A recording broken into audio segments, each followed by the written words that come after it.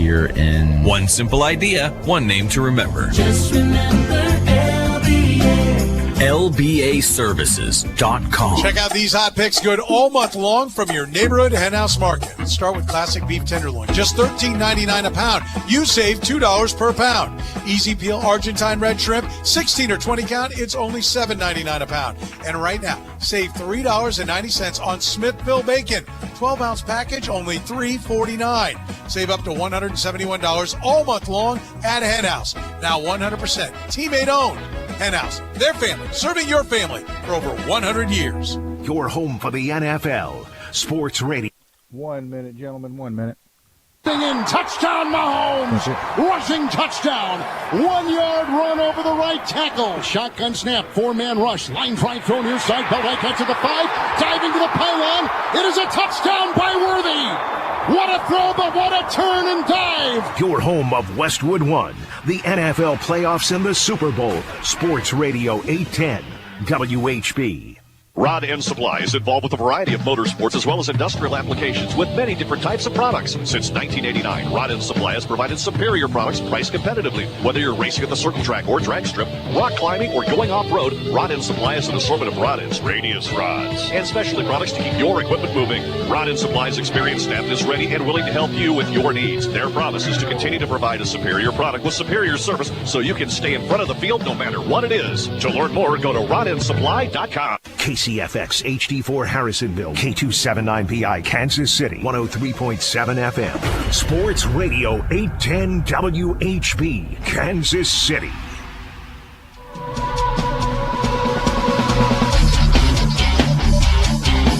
America's largest all-sports radio station presents the number one motorsports show for over 2 decades, Track Talk, brought to you by Rod End Supply and the Power Ride Midwest Lightning Sprints. Here are the racing boys, Scott Traylor and Kirk Elliott. Good morning and welcome to another edition of Track Talk here on Sports Radio 810 WHB. I'm Kirk Elliott, flying solo this morning. Scott Traylor feeling a bit under the weather this morning, and that, it's disappointing because he was planning on being in Knoxville for the Hall of Fame ceremonies today, but came down a little bit sick here this morning, so we wish Scott the best.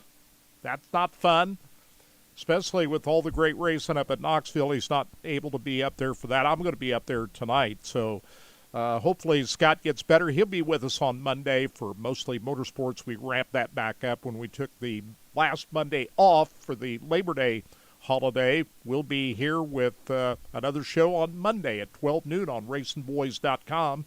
And here we're for 2 hours. And hour 2 is exclusively on Racing Boys, our Facebook page and YouTube. But every Saturday morning for the last 25 plus years we've been here on Sports Radio 810 WHB talking racing, so we're happy to be with you. And Rod End Supply has been a big part of what we're doing from day one, and Todd Surprise has been a big part of what we've been doing for maybe not as long as 25 years, but you've been here a long time, Todd. About half that. Yeah, almost half. So like you said, we hope Scott feels a little bit better. He's just not feeling well today. I understand how that is. You sit behind a desk all morning, and you don't want to be sitting behind there when you're not feeling well, because all you can think about. He tried to go this morning. Oh yeah, he came down. Like you said, we told him don't worry about it. It's just he'll be here on Monday. Absolutely, but boy, let me tell you, that'll be episode 363. That'll be a really good episode. Oh, I'm sorry, 362. That episode with last week, mostly motorsports. We were off last week, but the last episode we did was episode 361 with Justin Grant and Hudson O'Neill, and heck, Hudson won another race after that. We had him on, and then he picked up another win. So he won 2 races. 2 races. How about that? He didn't quite sweep the weekend at the Show Me 100, but he came in third. Bobby Pierce won the $75,000 Show Me 100 last Saturday night at Lucas Oil Speedway. And coming up here in a little bit, we'll recap that event with Dustin Jarrett, one of the voices for Flow Racing's coverage of Lucas Oil Late Model Racing. He'll be joining us here in just a few minutes. And hour 2, we'll have Brian Holbert, the voice of USAC, joining us from Knoxville. Give us a recap of everything that went on last night. That? Night 1 of 2 of the USAC non-wing sprint cars at Knoxville. We'll also have on Trenton Berry, who will be joining us from Wisconsin at Mississippi Thunder Speedway, site of the Modified World Championship that pays $100,000 to win. Trenton has got the event up on Racing Dirt this weekend, and he's been doing the pit coverage and victory lane interviews. So Trenton will give us a lowdown, everything that's going on in the world of dirt modifieds, the World Championship. So he'll be joining us in hour 2 as well. Todd, what'd you think of the Indy 500 and Coke 600 weekend? What's your take on all Well, of it? it's always a great weekend to have. I was out doing some shopping, and they said, "What do you got going on today?" And I said, "Well, I'm glued on the TV probably from 10 o'clock a.m. until, I don't know, sundown." Right? It was an all day event, but that Indy 500, man, let me tell you something. It was drama, Kirk, from the warm-up lap crash all the way to the end. Yeah, Scott McLaughlin for Team Penske had never even made the green flag. He was trying to heat up his tires. It was a cold racetrack, and he let it get out from underneath of him and hit the wall, and his Indy 500 was done before it started. And then it was just a series of bizarre events Gosh, it was strange. throughout the 500 miles. But Alex Palou, the 3-time champion of IndyCar, and a guy that's really been on a roll, but hadn't won a race on an oval. That's Wins amazing. the Indy 500 for the first time, and he was not my pick. Nope, not ours. I don't think he was any of our picks. No, I've got him right here, and we should have picked him. Well, yeah, like you said, it's one of those things where you kind of look at it and think, yeah. But I'm like you, Kirk. I had Scott McLaughlin, so I mean that tells you anything. I chose Scott Dixon, and he had trouble before the race even started. So my two picks, I had Pato. I did have Pato O'Ward though, and he had a pretty good run. He ended up 4th. Yeah, he had a pretty good run there. But yeah, my day was pretty much done during warm-up lap. So I mean, there wasn't much to watch. My pick was picked and gone, but it was a great race. Helio Castroneves, heck, he had a great race. 4-time champion in there. He ended up 13th. Yeah, he at one point there he was running around 5th. So not so good a day for Kyle Larson. Kyle just had, and not from beginning to end. What we talked about, they had a delay, which kind of, I'm not going to say maybe kind of set the bar in motion, set the ball in motion, because that rain delay, he was already looking at his watch. We saw him looking at his watch in the pits. Yeah, the rain delay ruined his day right before they even said, "Gentlemen, start your engines." He knew that he was in trouble. Absolutely. Before they even got started, because he had a narrow window. They had to be out of the track by 4 o'clock Eastern time, 3 o'clock our time, and we knew that race was not going to be over by that time because they'd already been almost an hour before they got that thing going. So that ruined his whole mindset right from the get-go. But as far as the wreck that happened, the car just got out from underneath of him. I think did. Well, it was a cold racetrack, but he got down on the apron and the car got sideways on him and away he went. And that was that. They showed him, you could see the in-car camera, and he had downshifted him. When you'd heard, I can't remember who the commentator was that said it, he said that downshift killed him because the track was cold. It spun. Well, it was a crazy restart. Well, it was right when they having this wild restart, and the downshift I think was the big part about that. Then he goes to Charlotte, and man, and he had a dominant race car. He was leading the race, and he spins out. I think he was overdriving the car. I think the whole day really he was affected by what happened at Indy, the way he was driving. I agree. At Charlotte. I agree, and I heard an interview earlier in the day where they asked him how he can kind of shift between, and he said he can focus on whatever he's doing at the moment, and I agree. That's probably how he. I think he was overdriving the car, but I think the whole day kind of just like you said, it pushed him. We got up into the wall first, before he spun. Oh yeah, no and like you said, then he spun out again later on, and then the biggest thing. that took him out was not of his doing. No. There was another wreck that happened, and he just happened to be coming by. But if he hadn't had the earlier incident, he wouldn't have been that far back in the field to get caught up Absolutely. in that last incident. You talk about, you know how it is when you're driving on your family vacation, and just a series of events go wrong. By the time you get to where you're going, it's not even, you're just like, whatever. And you know that's how Kyle's day was by the end of the day, right? Because he was flying from helicopter, being jetted from here to there, and then he didn't get the change out of his race suit. My thought was it all just it just spiraled and just kept kind of snowballing from there, and it's unfortunate for him because he's a really good race car driver, and you had a lot of people on social media that are Indy guys bashing him, saying, so this is the best driver we have. You had one of the best drivers in the world crash on the warm-up lap.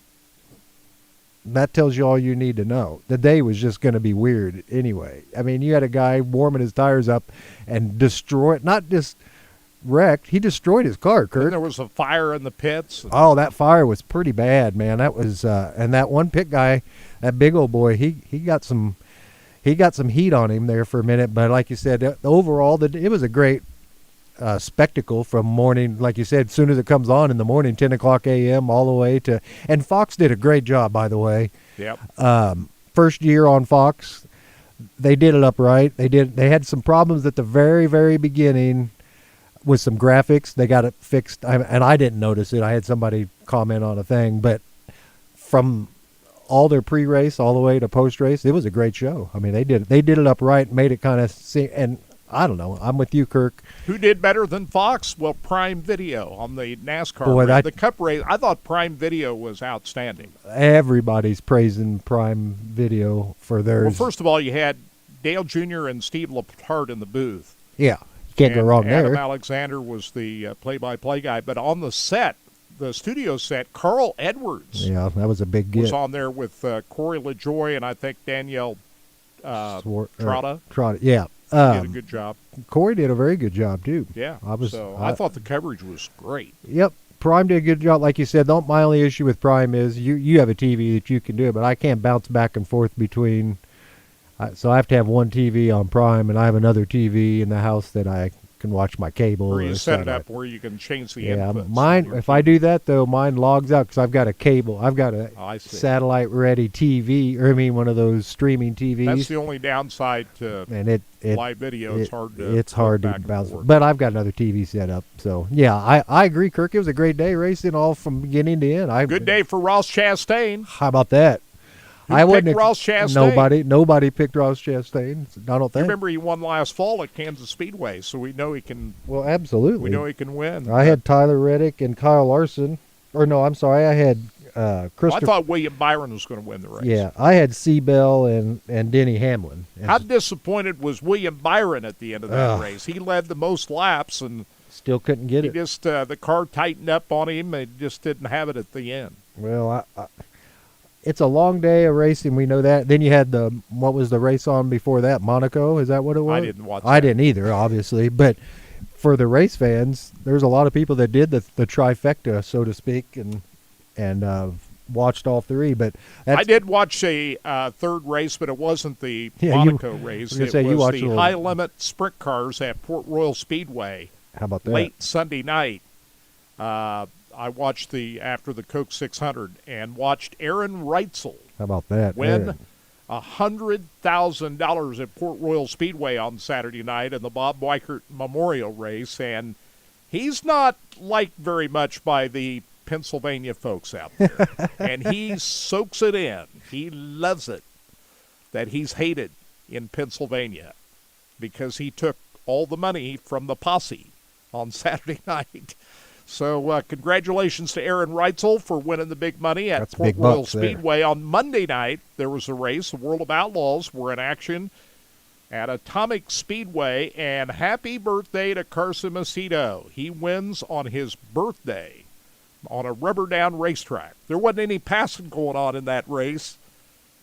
No passing at all because the track rubbered down, and Carson Macedo fortunately drew well for the dash and finished up front and started up front and led the whole way to win at Atomic Speedway. Last night, the World of Outlaws were at River City Speedway in North Dakota, and Buddy Kofoid holds off David Gravel for the win.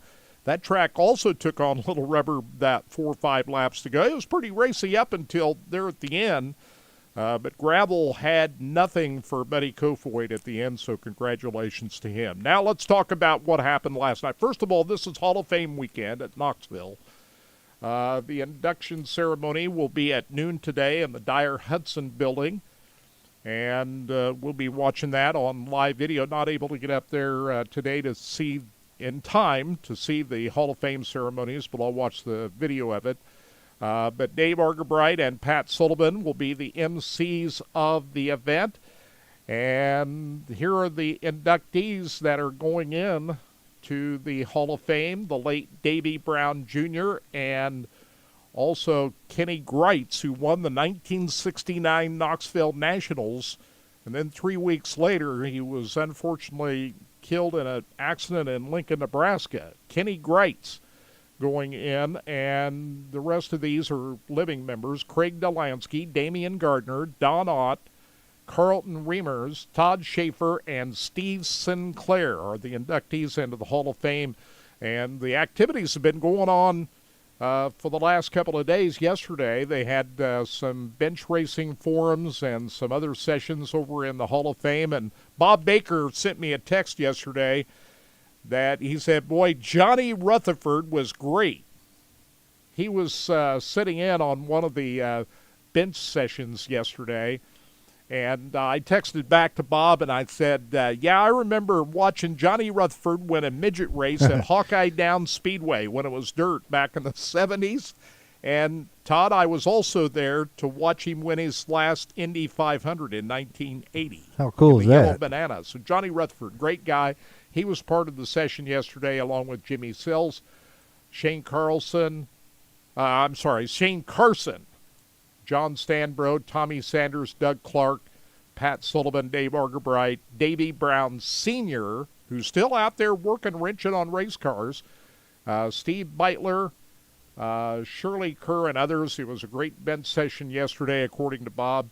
And so the activities continue today, and along with all of this is non-wing sprint car racing. USAC non-wing sprint cars in action, and man, what a racetrack they had at Knoxville last night. How about that? You get Hall of Fame all day and then racing tonight. Brady Bacon wins the feature last night in one of the best races we've seen at Knoxville in a long time. I mean, this thing was crazy good.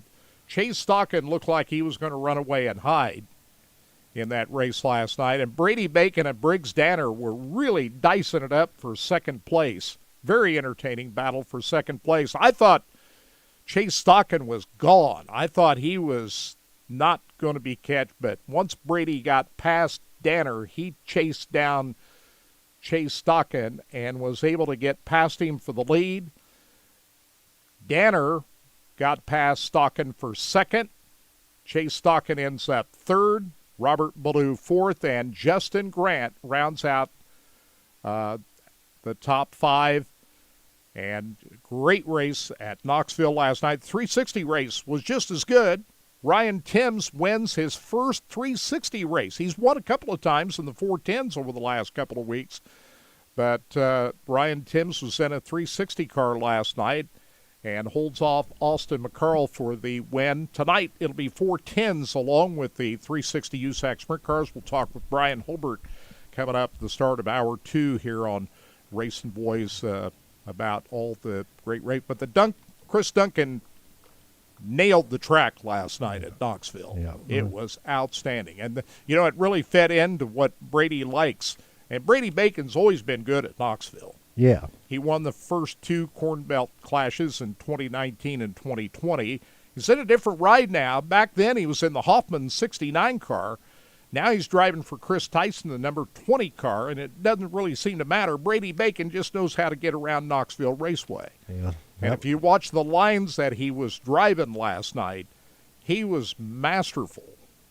They had a pretty big flip, too. We were looking at that big flip in that heat race, didn't they? Young lady got upside down in turn 1, and luckily she was okay. But, man, that was a nasty flip, guys. That was a heat race 3, I believe. And, man, Flow Racing, if you were watching that live yesterday or when that happened, I didn't see it actually happen. Kirk brought it to my attention this morning. And yeah, it happened. Her name is Kayla Roell. Yeah.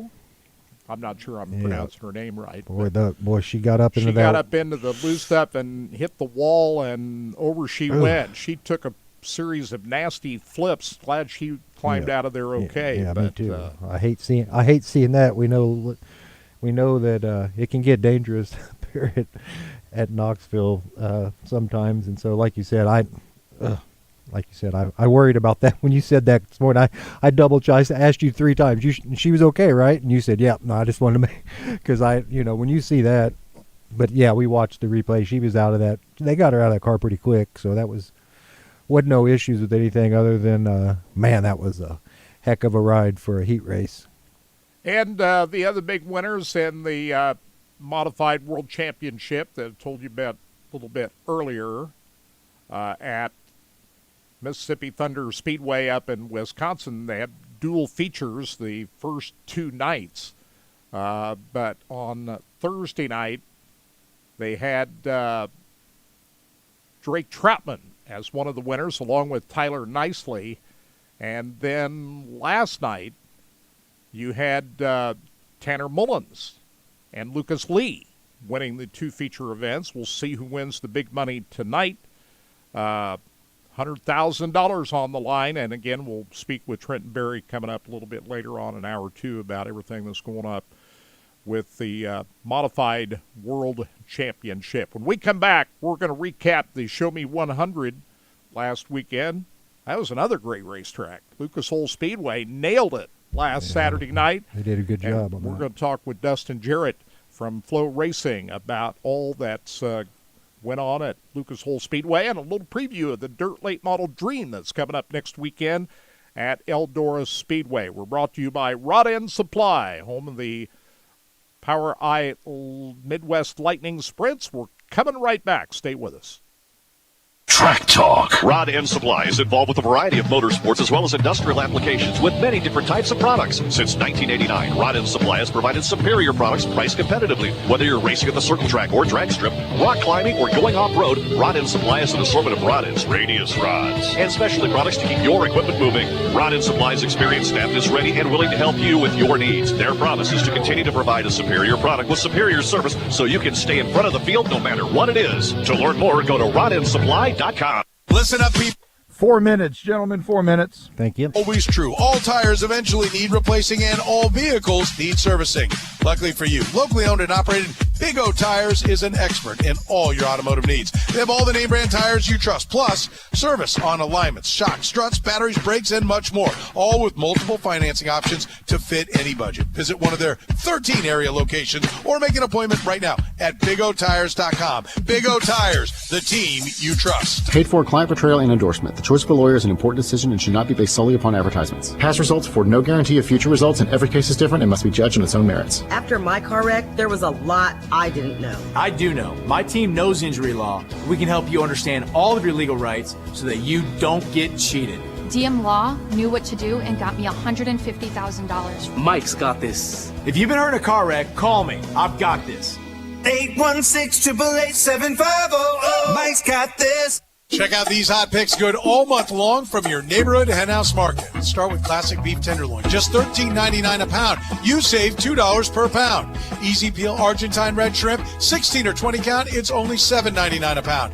And right now, save $3.90 on Smithville bacon. 12-ounce package, only $3.49. Save up to $171 all month long at Henhouse. Now 100% teammate owned. Henhouse, their family, serving your family for over 100 years. The 2025 lake season is finally here, and Reno's Power Sports KC is your summer headquarters. Come to Reno's Power Sports for Watercraft Week starting May 20th and lasting through May 31st. Take advantage of blowout deals on all Yamaha Wave Runners and Sea-Doo Sparks with savings of up to $4,000 on select models and dealer invoice pricing on trailers. Don't wait. Lake life is calling, and these deals won't last long.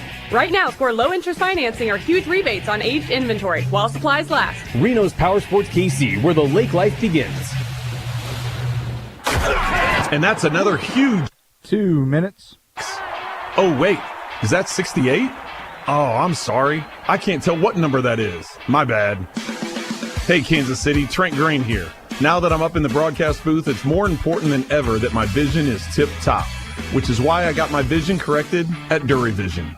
A while back, my sight started to get a little foggy. That's when my wife recommended DuraVision. She told me all about her experience with Dr. Stahl and how he made her very comfortable. So I set up an appointment to check them out. And just like my wife said, DuraVision was great. They ran some tests and walked me through exactly how the day of my procedure would go. Everything went very smooth, and I was able to completely toss my glasses. Go long! Now I can see the players on the field and my notes in front of me clear as day. So if you're having issues with your sight, call DuraVision today. You can even get $1,000 off many of their procedures. And when you do, tell them Trent sent you. Bethany Bowman here. Big news, Kansas City. Greenlight Dispensary's newest location is now open at Ward Parkway. Come join me in helping them celebrate their official grand opening this Saturday from 10 to 2. Stop by and experience Missouri's #1 dispensary and see why Greenlight has the best cannabis deals in Kansas City. We'll also be giving away some cool prizes that you can register to win.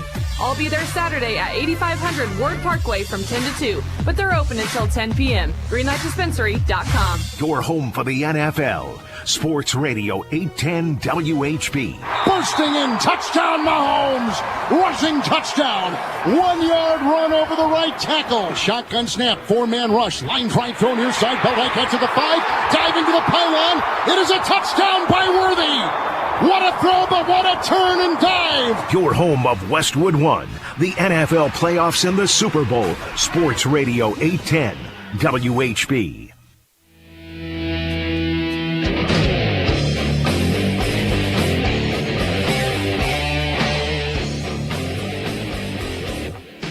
Welcome back.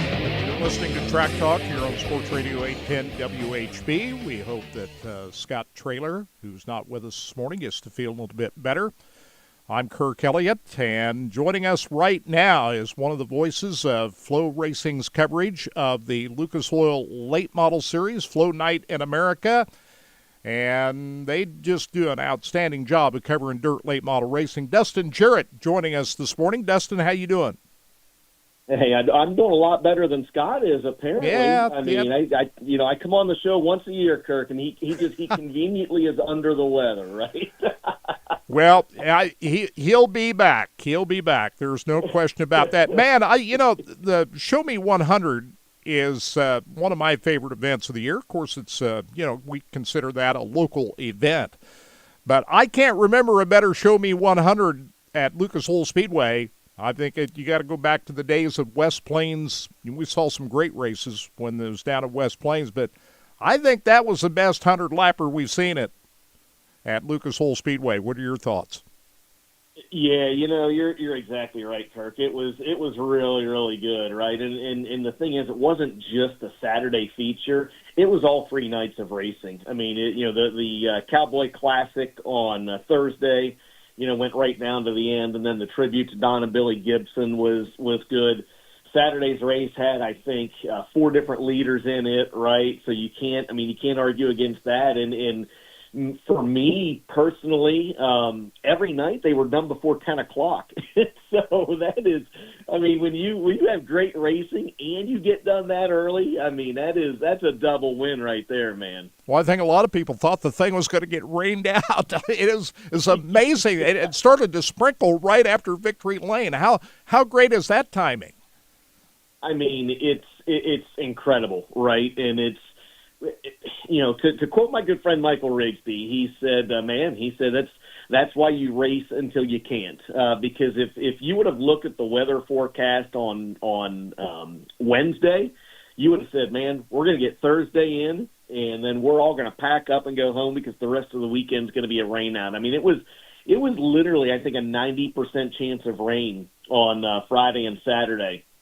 And lo and behold, they got both nights in, and as my good friend and colleague Ben Shelton was down on the track interviewing the top three, he actually radioed up to us and said, "Guys, you ain't going to believe this, but it's sprinkling out here right now." So what impeccable timing. Yeah, those forecasts affected the crowd because normally we see the place packed on Saturday night. I think a lot of people got scared with the weather forecast, but it turned out to be a great weekend. Man, who had Bobby Pierce winning this race? Yeah, and you know, Bobby, he's a guy that had not been there much, is the thing, right? I mean, yeah, he won the race once prior, back in 2017, but I mean, he when you look at other guys like Jonathan Davenport and a few others, you know, Bobby's been there really about the same number or handful of times as guys like the Ricky Thorntons and Garrett Albersons and Brandon Overtons and guys like that. So, yes, he's run there a handful of times, but it's not been as much as some others. But, man, he's just off to another incredible start this year. You know, 14 wins already on the season. He gets the first crown jewel, and you know, there's a lot of folks, myself included, that think he's definitely going to be one of the favorites heading into the Dirt Late Model Dream at Eldora Speedway. And he won a race again last night at LaSalle Speedway, didn't he? One of the twins at LaSalle in the Mars Series. He picked up one of those Mars doubleheaders that Tony Izzo had up there. Yeah, boy, you talk about a track that has raced really well this year. We had a Flow Racing Night in America up at LaSalle. It was outstanding. I wasn't able to attend at LaSalle last night, so I was watching from the comfort of my own living room on Flow. And man, that was another just great show last night up there at LaSalle. Tyler Erb wins the other feature, and I was enjoyed reading the article on DirtOnDirt.com about after the races they were nose to nose in Victory Circle getting out, and that they remember another time they went nose to nose. Tyler Erb and Bobby Pierce. You know, and it's funny because I had a buddy text me after the feature, Kirk, and he said, "Oh man," he goes, "Turvo and Pierce, they're nose to nose up there." He said, "Have they reconciled?" And I said, "Yeah." I said, "They're friends now." But what's funny is I was at that event at Cedar Lake the last time they were nose to nose when they were going at it on the racetrack, and Bob came out on the racetrack, and it was just that was actually not long after Flo had acquired Dirt on Dirt. I mean, it was about a year after or so, right?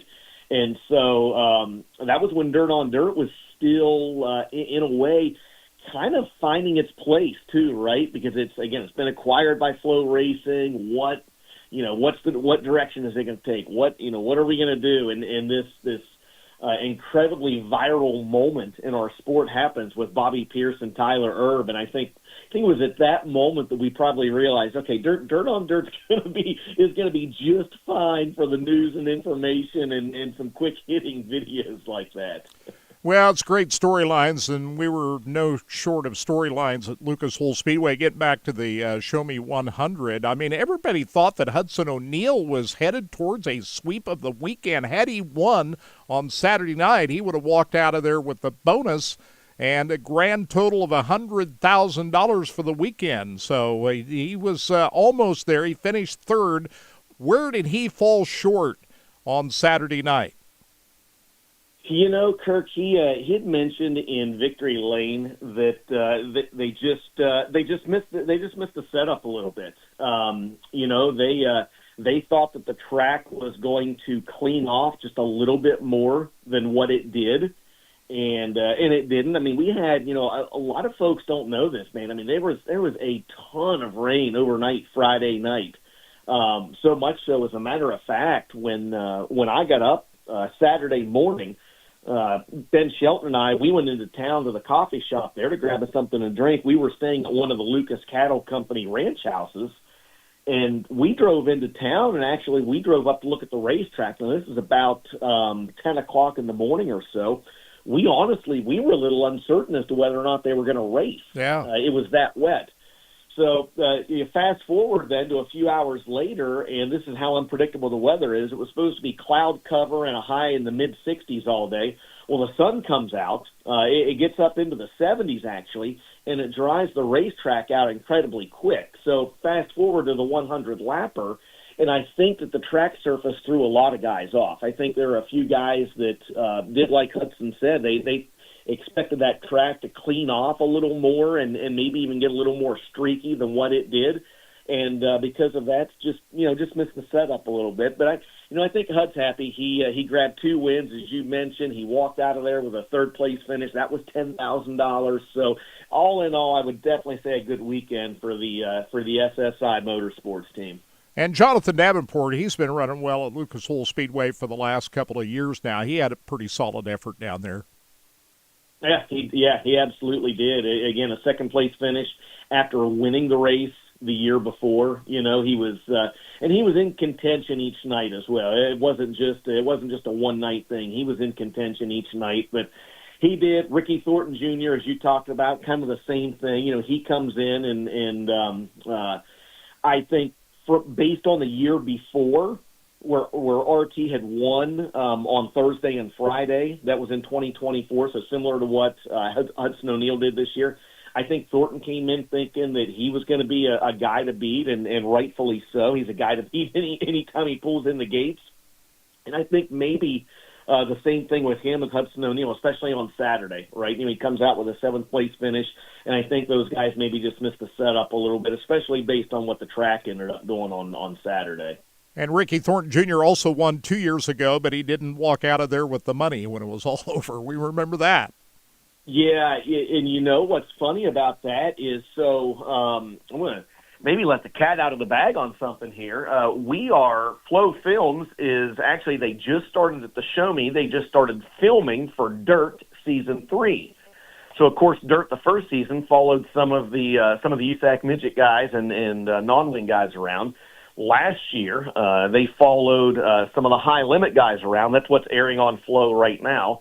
So this year, they're following a few of the guys with the Lucas Oil Late Model Series around. That's going to be Dirt 3, and that's going to air next year. So getting back to the point, one of the storylines that those guys were talking about that they, we'll see if they implement it into Dirt 3 or not, but was just that 2023 Show Me 100 where Ricky Thornton Jr. crossed the line first, chain breaks on the droop, check in the back, and he doesn't pass tech. And man, that's one of those tough situations where it's no fault of anyone, right? But you've also got rules for a reason. And Devin Moran became the de facto winner, and to that same point, Devin, I know for a fact, he wants to go out there and win one of these show me's outright. He doesn't want to be handed one because of a technicality. He wants to go out there and win this race outright. So that's again just another way that this is just such a crown jewel, and this event means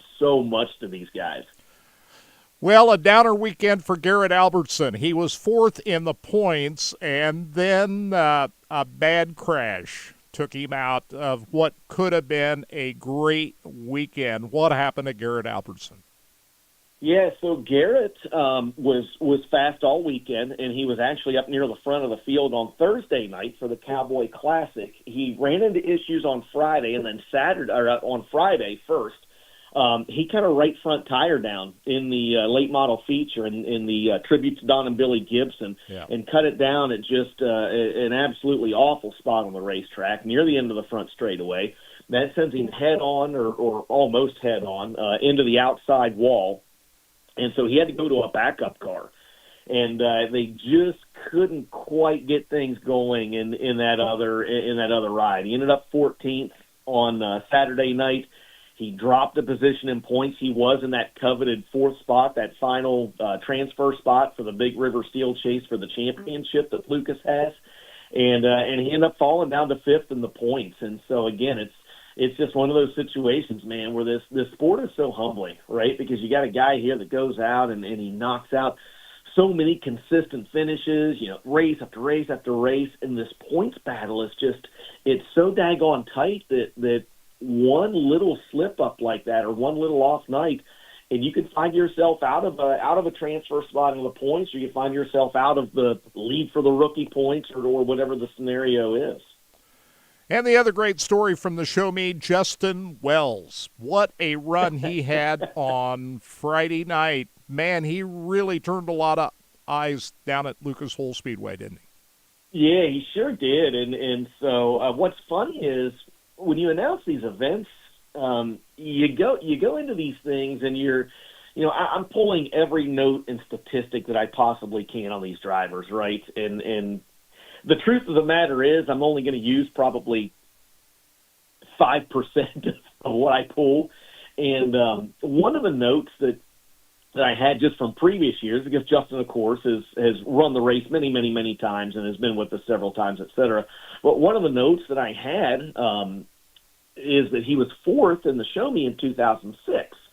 And so I found this note, I don't know, a few years back or whatever, back when I just kind of first started getting back into the Lucas Oil swing of things, right? And so you are, after being off from doing the traveling announcing thing a few years, you kind of get reacclimated with some of these things, and especially some of the drivers. And so I'm going through and checking these notes a couple of years ago that I had on all these guys, and I see Justin Wells fourth in the 2006 Show Me 100. I'm like, well, now wait a minute, that can't be right. Like, Justin's not that old. Number one, and number two, was he really fourth? So I go to Dirt on Dirt's history page, which I use probably more than any human on the planet. And there it is, Justin Wells fourth in the Show Me in 2006. And so, again, you fast forward to this year, and he's out there, leading laps, and the tribute to Don and Billy Gibson. As a matter of fact, he led more laps in that race on Friday than anyone. That gave him 2 top 10 finishes in the prelims. And so he started in the first 4 rows of the Show Me 100 and actually ran as high as, I think, third. For a little while in the Show Me, and then eventually ended up fading there a little bit, and didn't get the finish that maybe that he wanted. But man, I mean, for a regional guy to go out there and do that in this day and age, man, that's special. And James Essex and I, we always say we don't play favorites. My paycheck's the same whether Bobby Pierce wins or Jonathan Davenport wins or whoever, but. Doggone it, man, sentimentally, there is nothing cooler than seeing the local drivers come in and run well against the big dogs. Well, I remember Peyton Looney won this event back in, 2020? That was a big deal. Yeah, and that was, if you remember, that was the COVID year. Yeah. So that was the year that the event had to be moved off of Memorial Day weekend because of COVID. And they actually bumped it back to July. And so that was another one of those wild races where you had an incredibly eclectic mix of drivers. If you remember, Peyton Looney won. Well, Kyle Strickler was running a late model that year and was really good in it too. That was the year that Strickler almost won one of the replacement races at Eldora. Well, Strickler was second in the Show Me that year, and Shannon Buckingham was actually third in the Show Me that year. So, I mean, again, it goes to show you, man, that you just every time you think you know what's going to happen or who's going to be up front, it's an incredibly humbling sport, and it goes to show us that we definitely don't always know. All right, this weekend is kind of the calm before the storm, but next week is a big, big race, the Dirt Late Model Dream at Eldora Speedway. What do you see as the big storylines headed into Eldora, and what kind of a racetrack are we going to see? Yeah, I think the biggest storyline heading into this weekend is going to be Bobby Pierce looking for 3 big Eldora wins in a row. Of course, he won the World 100 last year. He went on, he won the Dirt Track World Championship at Eldora in October, and so he's going for his 3rd straight win in big crown jewel events at Eldora Speedway. That's number one. I think the second one is Jonathan Davenport going for his 3rd straight win in the race. I mean, Brandon Overton has that accomplishment, but there is also there's not an asterisk by it. Brandon Overton won. I mean, he won 3 of these, right? But you had the one event that was pushed back because of COVID. So he actually won 2 of them in 1 year, right? So Overton has won 3 straight. So Davenport's looking to win 3 straight, but he's looking to be the first guy to win 3 straight in 3 different years as well. You know, there's no more crown jewel events than what you have in dirt late model racing, and the money that I'm seeing that's put out to win a lot of these races, boy, that's been really stepped up this year, hasn't it? It really has, and Eldora deserves a ton of credit for doing what they do. I mean, this dirt late model dream for many years, many years, paid the same and was marketed the same. And what I mean by that is this was always the race that had the big payday at the top and was basically marketed as, hey, if you're in second on the last lap within striking distance, what do you do? Because second only pays $20,000. And so, I mean, this event for a few years had over a $100,000 swing from first to second, right? And so Eldora last year actually took a big step in tweaking that, and I don't even know how many folks know this, really. So the event still pays six figures. It still pays $100,000 to win. It's still the original six-figure payday. But the payout on back is truly incredible. It's $30,000 for second now. It's $20,000 for third. Sixth place walks out with $10,000. 10th place is $7,500, and this race pays $6,000 just to start now. And I think that's an incredible move by Eldora Speedway because it's very easy to be an armchair quarterback, or a keyboard warrior or whatever. But man, oh man, when Tony and Levi Jones at the helm there now, when you see payouts like that, as a fan, I think it gets you excited. But as a driver, I look at that and I'm like, well, man, here's an opportunity, number one, to race on the biggest stage that our sport has. And number two, not only get a chance to race it, I get a chance to run Flow Night in America on Wednesday if I want. I get a chance to race either Thursday or Friday, double features, and then if I make the big show on Saturday, I get at least $6,000. Holy cow. So the opportunities to race and the money, to your point, the money they put back through the field is really and truly incredible and definitely probably deserves more credit than what they get. Well, Flow Racing has really stepped up the game with all the coverage and sprint cars and dirt late models and all this stuff, and you guys do a great job. You and James Essex and Ben Shelton, you all act like you're best buddies. Are you really best buddies in real life? We are, and the funny thing is that Ben and I spend so much time together on the road that it is really and truly like a giant traveling circus. We because of our travels with Lucas, and then some of the other events that we do, right? The Wild West Shootout and Florida Speed Weeks and Gateway and Eldora and some of these others outside of Lucas.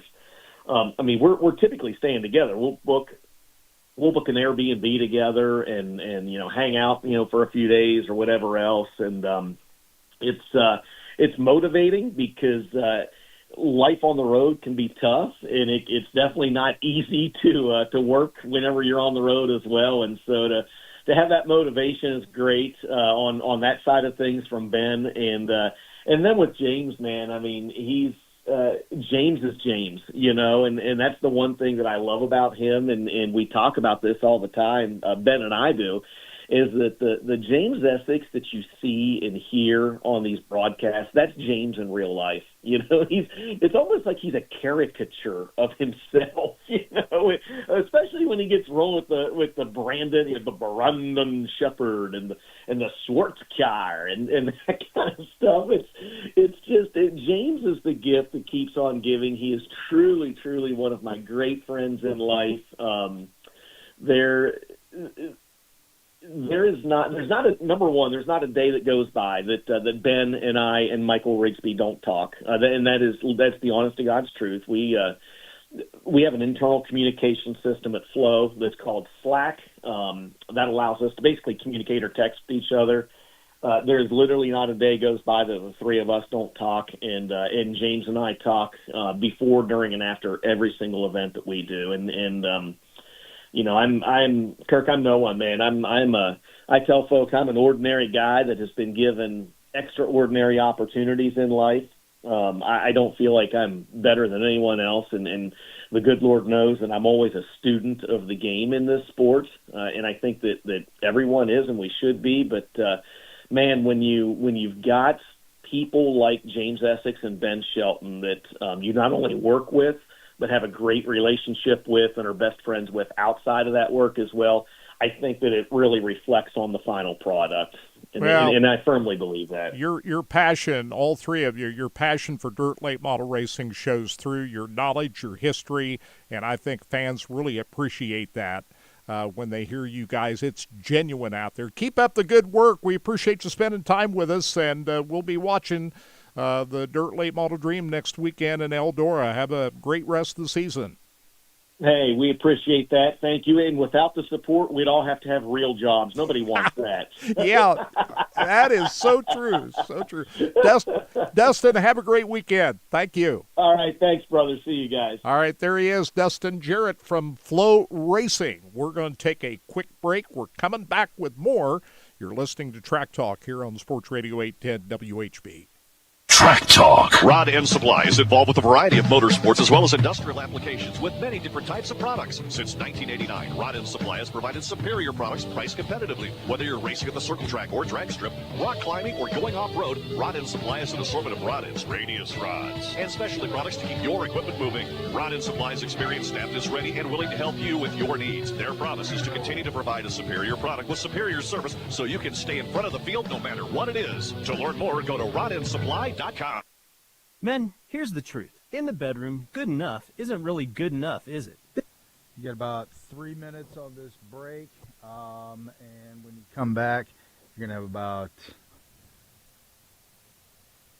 5 minutes before the music hits. Okay. Perfect. Whether it's only mild or moderate, or even if it's severe, our treatments have success rates of well over 90%. And because we have a variety of treatments and can even combine protocols, we can likely get you performing like you haven't in a long time. You could even last up to an hour or more and make sex great again for you and your partner. So make an appointment and be done with good enough. Your initial visit is just $99 and includes blood work, a medical consult, and if medically advised, a test dose. And if that test dose doesn't work in the office, your visit is free. Call 844-447-6600. That's 844-447-6600. Or go to heartlandmenshealth.com. We have 3 offices to serve you. I'm here in this ice fishing hut with Brad McGee from LBA How Home. can we be in an ice fishing hut when it's spring? We're still in Norway. Remember from last month? It's like the Arctic. Whatever you say. We're in the Arctic in Norway. In an ice fishing hut. Sure is cold here in Norway. Brr. Don't oversell it. So here we are in this ice fishing hut. I guess we'll need to drill a big hole in the ice. Got my auger right here. Careful, that thing's heavy. Drilling into 3 feet of ice reminds 90 seconds. Don't say. And just like this auger always gets through, LBA can clear any drain no matter what. To get your drains flowing perfectly, rain or shine, day or night, hot or cold. Cold? Right, cold, like it is here in Norway. I think we've made our point. Should we fly back home? But we're at the radio station right here in... One simple idea, one name to remember. Just remember LBA. LBAservices.com. Check out these hot picks good all month long from your neighborhood henhouse market. Start with classic beef tenderloin, just $13.99 a pound. You save $2 per pound. Easy peel Argentine red shrimp, 16 or 20 count, it's only $7.99 a pound. And right now, save $3.90 on Smithville bacon. 12-ounce package, only $3.49. Save up to $171 all month long at Henhouse. Now 100% teammate owned. Henhouse, their family, serving your family for over 100 years. 30 seconds. Bethany Bowman here. Big news, Kansas City. Greenlight Dispensary's newest location is now open at Ward Parkway. Come join me in helping them celebrate their official grand opening this Saturday from 10 to 2. Stop by and experience Missouri's #1 dispensary and see why Greenlight has the best cannabis deals in Kansas City. We'll also be giving away some cool prizes that you can register to win. I'll be there Saturday at 8500 Ward Parkway from 10 to 2, but they're open until 10 p.m. GreenlightDispensary.com.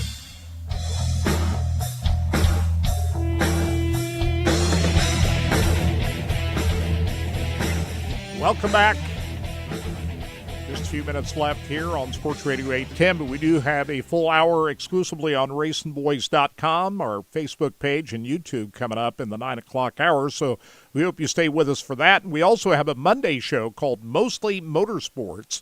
That's streams live at 12 noon on Mondays. We weren't on last Monday. We took the day off. We can do that, you know. When you get to be our age, we decided to take the weekend off, which we'll do again on Labor Day weekend. Yeah. But we're back in action on Monday. Who our guests are, I don't know yet. I'm working on a couple of things, but we'll have a live show on Monday, and Scott will be here with us for that. Got a lot of racing to pick from tonight. Maybe somebody will step up big, and we'll have them on Monday. That's kind of how it works sometimes around here. We don't know who's going to be on the show until they get those checkered flags, Kirk. And they get those checkered flags, and for some reason they're able to come on our show the next. That's it. We have to find out who wins tonight. That's right. So we've been doing this for a while now. It makes our show a little bit, I don't know, it helps our Track Talk show a little bit. We are able to get, it's hard to get some of these drivers to come on at 8 a.m. Now, Dustin, you think? Now, Dustin Jarrett. Race car drivers don't want to get up early in the morning. Now, Dustin Jarrett, he's an announcer. He understands that he's probably already up getting ready to go. So we appreciate him getting up early. But like you said, normally it's not easy to get guests on at 8 o'clock. Now, in our second hour, we'll have a couple more guests. Much easier at 12 noon on Monday. Absolutely. Congratulations to Zach Blurton for winning the ASCS National Tour race at Salt City Raceway. That's the Hutch Fairgrounds, Kansas State Fairgrounds in Hutchinson, big half-mile racetrack. And pretty good action there last night. Blake Hahn passed Sam Hafertepe Jr. for second on the last lap. So that was pretty good action down there. Big win for Zach Blurton at Salt City tonight. They're at Dodge City Raceway Park. Also, Carter Sarf wins night one of the King of Coals Extreme Outlaw Midget Series. That's at Mattoon, Illinois, Coles County Speedway, and they're going to be racing again there tonight. The biggest local story of the week, Todd, is the announcement that Earl and Susan Walls are retiring and putting Central Missouri Speedway up for sale. They announced that at the drivers' meeting last Saturday night, and good for them. Earl and Susan Walls they should be able to retire and have a good time. That said he was going to get a camper trailer, and we're going to go traveling. And both are still in pretty good health. I saw them down there a couple of weeks ago, and they seem to be doing well. But I'm thinking, Todd, them. This is a good opportunity for somebody to step in and purchase this and keep it a racetrack. That's what we want to see. We don't want to see this thing go to development or not be a racetrack anymore. And here's why I say it's important, because I don't know what the future is. Lakeside, Valley Speedway, we certainly don't know what the future is of I-70 Speedway. There is a distinct possibility in the next 5 years we may not have a dirt track here in Kansas City. Yep, it's sad to say that. I'm just going to be real about this. But that's a real possibility. We don't know what the future is going to be. I agree. And so you look at Central Missouri Speedway, which is about a 40-minute drive from my house. That's still reasonably close to Kansas City. I think for a reasonable price, somebody could step in, take that over, and the facility is in great shape. They put a lot of money into it. It's not like anything you'd have to step in and do a lot of work to get the facility up to speed. It's a great racetrack, and I'm just hoping that somebody goes to Earl and said, hey, I'm going to offer you this amount of money, and we're going to keep this legacy going. I think he'd go for that. Yeah, it's like you said.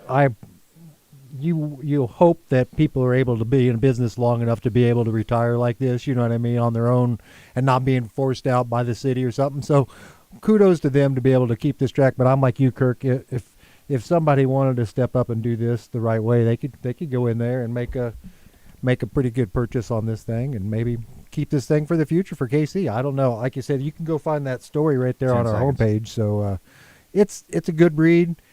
Go out there go visit. Go out there and get your last couple races in with those guys. Yeah, it's not immediate. They're going to finish out the season. They've got the long season. Of course, the Tom Wilson Memorial Race over 4th of July weekend. That's going to be a big event. And so we're looking forward to the rest of the season. It's a great place to go to see the races at Central Missouri Speedway. Congratulations again to Earl and Susan Walls on a long 30-plus year run at Central Missouri Speedway, and we certainly wish them well in the future. Todd, thanks as always. Appreciate it. No problem. Thank you. Jay Powers back at Sports Radio 810. Thanks to him. For Scott Traylor, I'm Kirk Elliott. Stay with us exclusively. Hour 2 coming up next on RacingBoys.com. Thanks for joining us. We'll talk to you again next Saturday morning.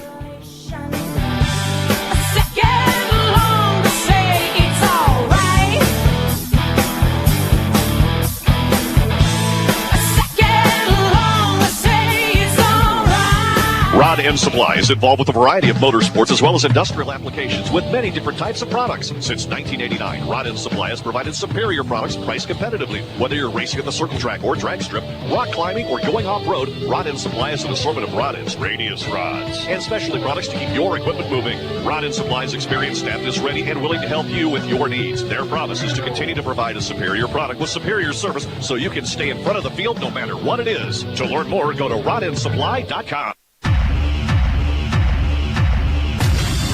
Bethany Bowman here. Big news, Kansas City. Thanks, man. Greenlight Appreciate it, bro. Dispensary's newest location is now.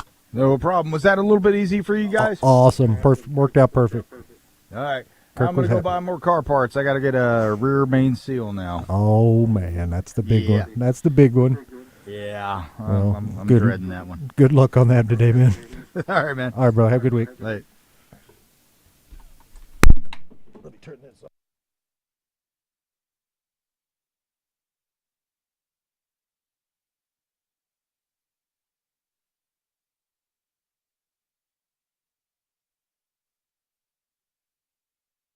Motorsports as well as industrial applications with many different types of products. Since 1989, Rod End Supply has provided superior products priced competitively. Whether you're racing at the circle track or drag strip, rock climbing, or going off-road, Rod End Supply has an assortment of rod ends, radius rods, and specialty products to keep your equipment moving. Rod End Supply's experienced staff is ready and willing to help you with your needs. Their promise is to continue to provide a superior product with superior service so you can stay in front of the field no matter what it is. To learn more, go to rodendsupply.com. Spirit Specialty Sportswear in-house. We do all of the screen printing, all the embroidery. We do some vinyl. The other ad specialty items like your pens, magnets, notepads, calendars. You can actually buy that, build your business to make it larger. We have the largest screen printing process and the largest embroidery anywhere around in the area. We can do stuff all the way from your school clubs to sports teams, a professional look in the office. If you can imagine it, we can do it for you.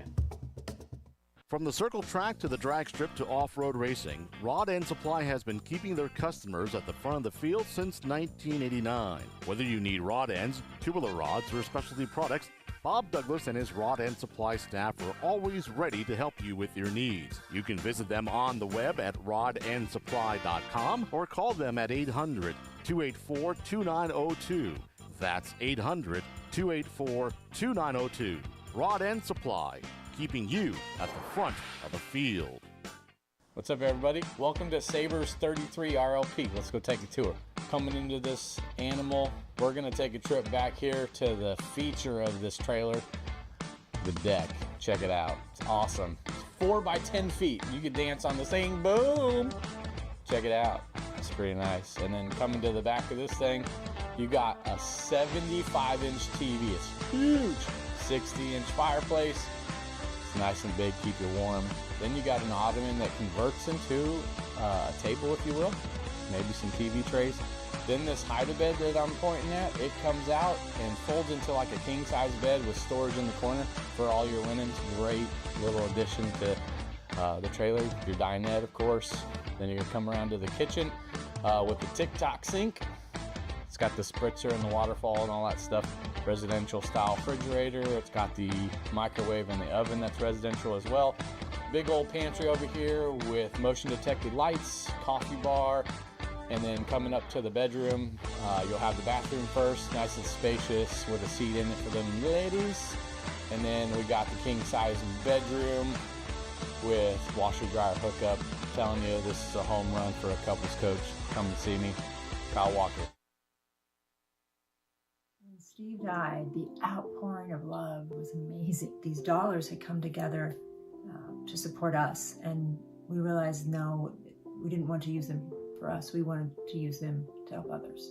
The foundation has done so much for so many people. It helps any family that has somebody, whether it be a crew member or one of the drivers, that get hurt. We can help them to get through the situation. I was injured in a non-wing sprint car accident that broke my neck and left me with a spinal cord injury. I was in the hospital 8 months, and that got really, really expensive. So having that extra help to help push me and my family forward was a big deal. Yes, Steve's death is the reason the foundation exists, but it's Steve's life, and it's the lives of racers everywhere, is the reason we're able to do the work we do.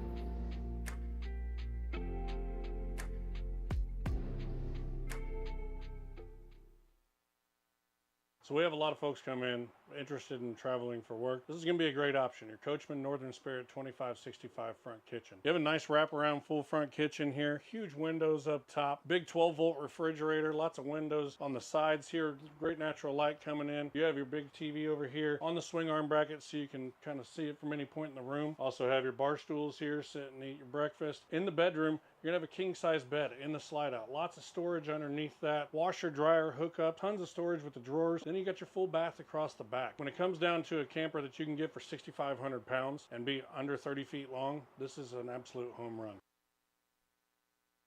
Race fans, the National Sprint Car Hall of Fame and Museum is open 7 days a week, year-round, for you to come in and check out all of the wonderful race cars on display in the museum. And our online store at sprintcarstuff.com is open 24 hours a day for you to check out everything that we have in stock for sprint car fans. Whether it's for a birthday, anniversary, or Christmas, SprintCarStuff.com has it all. That's at the National Sprint Car Hall of Fame and Museum in Knoxville. Go harder, faster, stronger with Rod End Supply. Whether you are running industrial, farming equipment, or a race car, Rod End Supply has the assortment of rod ends, radius rods, and specialty products that will help you lead the field in performance. Our superior design means our rod ends last longer and perform better, giving you the edge on the track and saving you money. Contact Rod End Supply or order online today at rodendsupply.com. We don't just sell them, we race them. rodendsupply.com. Serving the racing community for over 30 years. Hey everybody, this is Larry the Cable Guy. You are listening to RacingBoys.com, and if you're not, I swear to you, get in your truck or do something, but get the hell out of this country, because you don't belong in it if you don't listen to these fellas.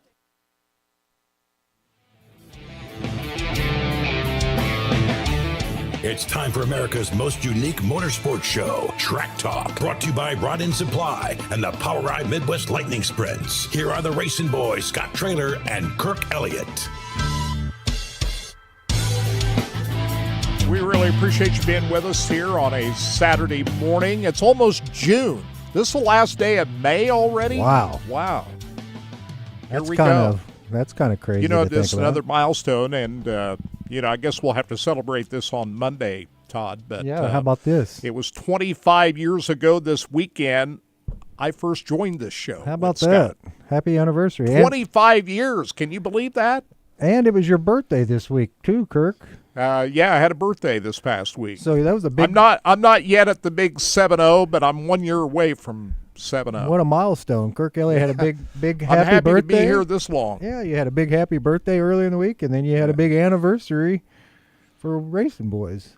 Yeah. How about that? That's good stuff. I So know. we'll celebrate on Monday. Yeah, absolutely. When, Scott When is Scott's with here, us. we can talk Hopefully about he it. gets to feeling better. Yeah, he'll be back in the saddle on Monday. We appreciate everybody for sticking with us. Like you said, Kirk Elliott's here running the show in the main controls. But yeah, man, 25 years is nothing to sneeze about. You know, when I was out at Kansas Speedway a couple weeks ago, I was out taking some photos. I every couple years I try to get out when they do the driver introductions and take a photo of every driver, because the drivers change their sponsors or what have you, and we don't like to use anybody else's photos if we don't have to. And so I go out there, and so I was out there getting a photo of every driver that did the walk out there. And I was talking to Johnny Dare, local radio guy here in town, and I walked up to him, and he just wrapped up his 33 years on the radio here in Kansas City.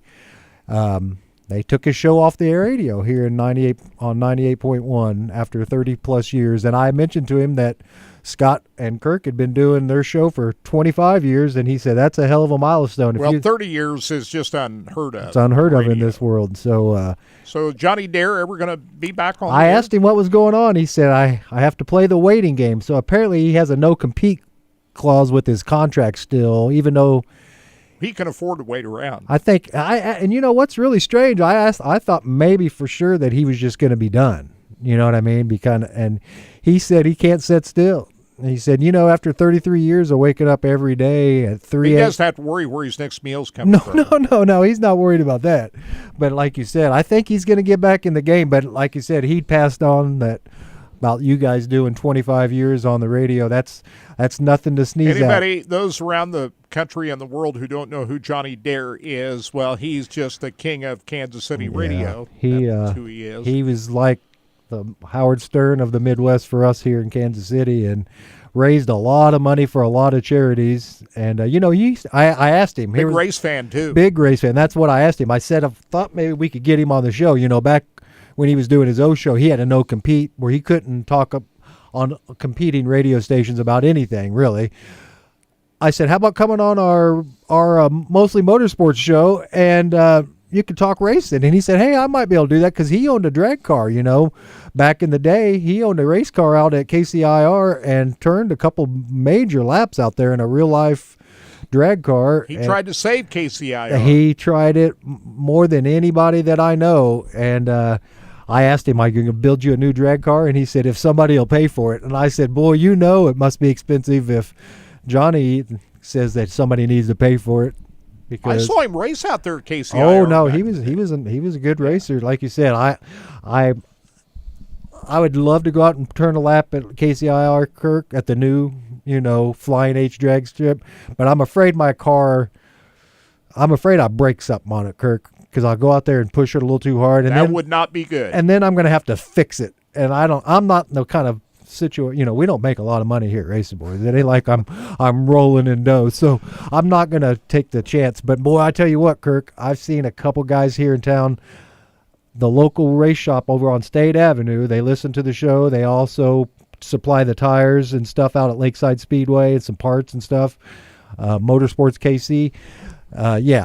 Let me tell you something. There's some guys here in town who have some real fast machines, Kirk. Real fast machines. I would not want to go up against any of those bad boys. Here in a couple of minutes, we're going to get Brian Holbert on the line. He is the voice of USAC. Of course, we've known Brian for a long time. Came from New Mexico, announced the ASCS National Tour for quite a number of years. We think he's one of the great announcers in the country, the greatest voice in the country. I've known Brian for 11 years. He's going to give us a recap of last night's great racing at Knoxville. He's on the microphone with Tony Bachhoven, covering the USAC weekend at Knoxville Raceway, and so he'll join us here in just a little bit to give us his view of last night's event and what's to come tonight. This is Hall of Fame Day at Knoxville. Big day. The National Sprint Car Hall of Fame and Museum induction ceremony at 12 noon at the Dyer Hudson Building. This is the 35th annual Hall of Fame banquet, and Pat Sullivan and Dave Argerbright are the co-MCs, and they've been doing this for a lot of years. Both of them are Hall of Famers, by the way. Yeah, we did the Hall of Fame the year Dave was in, I believe. Yeah. We actually did that one. And so the drivers that are going in to the Hall of Fame, there's more than just drivers, but two of them are no longer with us, and they are Davey Brown Jr., who was a crew chief, and Kenny Greitz, who was the 1969 Nationals champion. He won the Knoxville Nationals in 1969. I remember it well. And then, sadly, a couple of weeks later, he was killed in an accident at the fairgrounds in Lincoln. You are old, That Kirk. was sad. That's one of those times I just remember where I was when I heard that news. Kenny Greit's one of the great drivers. They got his Nationals winning sprint car up at the Hall of Fame. How about that? So you can take a look at that. But also going in is one of the most popular drivers that we've seen around these parts, Craig Delansky. Damian Gardner, who won a lot of races out on the West Coast, and he also won the Chili Bowl. I was going to say, he's a Chili Bowl winner. 2008. That's right. Don Ott, great engine builder. Carlton Reimers from the World of Outlaws. Todd Schaefer and Steve Sinclair are all the inductees that are going in, and they'll stream that live. I think they'll have that on their Facebook page. You can watch it, and it'll be a great ceremony today. Dyer Hudson Building, Knoxville. Then tonight, it's non-wing sprint cars with the 410 winged sprint cars that'll be in action. So looking forward to heading up there after the show here. It's always fun time up there. Yeah. Hope it's good as racing as what we saw last night. And the weather's going to be great, so we got no issues with weather. So we'll get Brian Holbert on Yeah, I'm going board. to call him right now. So we'll do that. Here a little bit later on in the hour, we have Trenton Berry from RacinDirt.com, who's covering the Modified World Championship in Wisconsin at a track that Trenton and Austin Kruger, the partners of Racing Dirt, have a co-ownership in. And this will be night 3 of the Modified World Championship. But tonight pays the big money, $100,000 to win tonight's feature event at the Mississippi Thunder Speedway. They've had dual features the previous 2 nights. Tyler Nicely and Drake Troutman won on night 1, and then last night it was Lucas Lee and Tanner Mullins, the feature winners. Great racing up there. So we'll hear from Trenton Berry on the Modified World Championship coming up here a little bit later on. Man, these racetracks have been great here these past couple of weekends. Chris Duncan and the boys, they nailed it at Knoxville last night. That was some of the best racing that we've seen in non-wing sprint cars in any kind of racing. The 360s put on a great show last night. Ryan Timms doing a great job in his 360 car. And up there on the microphone, up high above Knoxville Raceway, Brian Holbert helping call the action with Tony Bachhoven and Blake up there in the tower. You got Tony Bachhoven working with you this weekend because St. Louis Cup race is on a different weekend this year. So this first time in a couple of years we work with Tony up there, Brian. Yeah, it's been a while since I've been able to work with Tony in Knoxville. Normally, during 360 Nationals, that was always a constant, but being on the USAC side, last year didn't get that chance. Like you said, St. Louis having the conflicting date. This year, getting to work with them, and it's always a great time to work with Tony. Boy, the Chris Duncan, they nailed the racetrack last night. That was some outstanding racing we saw last night up there. And they've had a challenging season. I was talking with Tony before the races, and even Jason Reed, the general manager, when I got there on Thursday evening. They've been fighting weather all year long, which I feel like that's kind of the story of everybody at this point. But they've between rain and cold, it's been brutal on them. And they finally had a good week of weather where they could really get in and get the track right. And it was evident from the start when you're breaking a track record, and for it to widen out like it did and provide 2 and 3 lines of racing to put on a show where it came down to the last 5 laps, and Brady able to finally kind of get the momentum built up and find the hole to get by and get his 61st career win. Well, let's talk about that. It looked like Chase Stockin was just going to run away and hide, but man, what a battle that Brady Bacon had with Briggs Danner. It doesn't matter if Brady is in the Hoffman car or now he's driving for the Dyson number 20 car. Brady knows how to get around Knoxville. He knows how to get around anywhere. Knoxville is one of those special places, and he's the only driver in the field with USAC that has the distinction of having both wing and non-wing wins at that track. So, yeah, it shows right there. He's got 9 career total victories at that track in both varieties. So he's pretty much kind of an odds-on favor. Remember last year he got close, led it, ended up got past in the later stages. So yesterday was a little bit of vindication for that, so to speak. Yeah, Dazen personally won that race a year ago, didn't he? He's racing wing sprint cars now, so he wasn't there. But Chase, of course, we've seen him a little bit this year, and we'll see him throughout the season. Just depends on how his schedule falls. And, he's one that I've been very fortunate to have kind of called his career from the micros and on up. And even when he was racing around Ford and now 600, everybody knew then he was going to be a contender.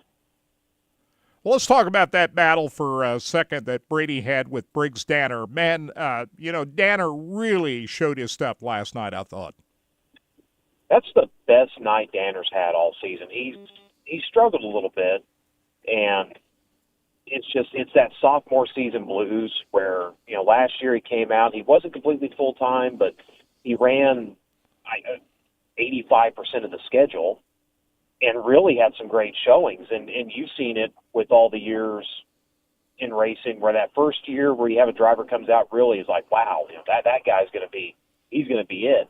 And then hits that second year, and I don't want to say reality kind of sets in, but you start to see some of the cracks and some of the frustrations of trying to run an entire schedule. But that team put it all together last night. And what was interesting is normally, you see when they start battling like that for a position, like you said, it lets the leader get away. And Stockton at one point, he had 3 seconds on him.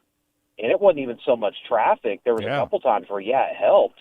But him and Brady actually started making each other faster. Yeah, I was amazed how quickly Brady chased him down. I thought Stockton was gone. I thought it was over. Yeah, one time I can point to traffic and say, yeah, that helped Brady catch him. But otherwise, it was those two battling and just clawing and scrapping everywhere on the track, and ultimately they were able to reel him in. Qualifying is a big deal anywhere, but especially at Knoxville. You really need to get a good qualifying effort. Kyle Cummins coming in with the points lead. He qualified 15th. It was pretty hard for him to recover from that, wasn't it? Yeah, and with the USAC format, your qualifying is imperative in a lot of cases, especially when you get to the bigger tracks. But I say that Brady won from 5th. Your hard charger passed 9 cars, so it's not that you can't come from the back. It's just going to be a lot tougher night for you. And you look at the way the USAC format shapes up with the inversion. It's a 6-car inversion in each heat race. Plus, if you are your quick qualifier and you come up and win your heat race, well, then you shake everything up from there. Because your first 6 positions in the main event are your 6 fastest qualifying transferring drivers. Well, okay, if you're quick time and you don't transfer, now that shakes up the lineup even more. So every position really matters in how it's going to form that lineup, and your qualifying time can really come in and help you a lot, or it can really come in and bite you.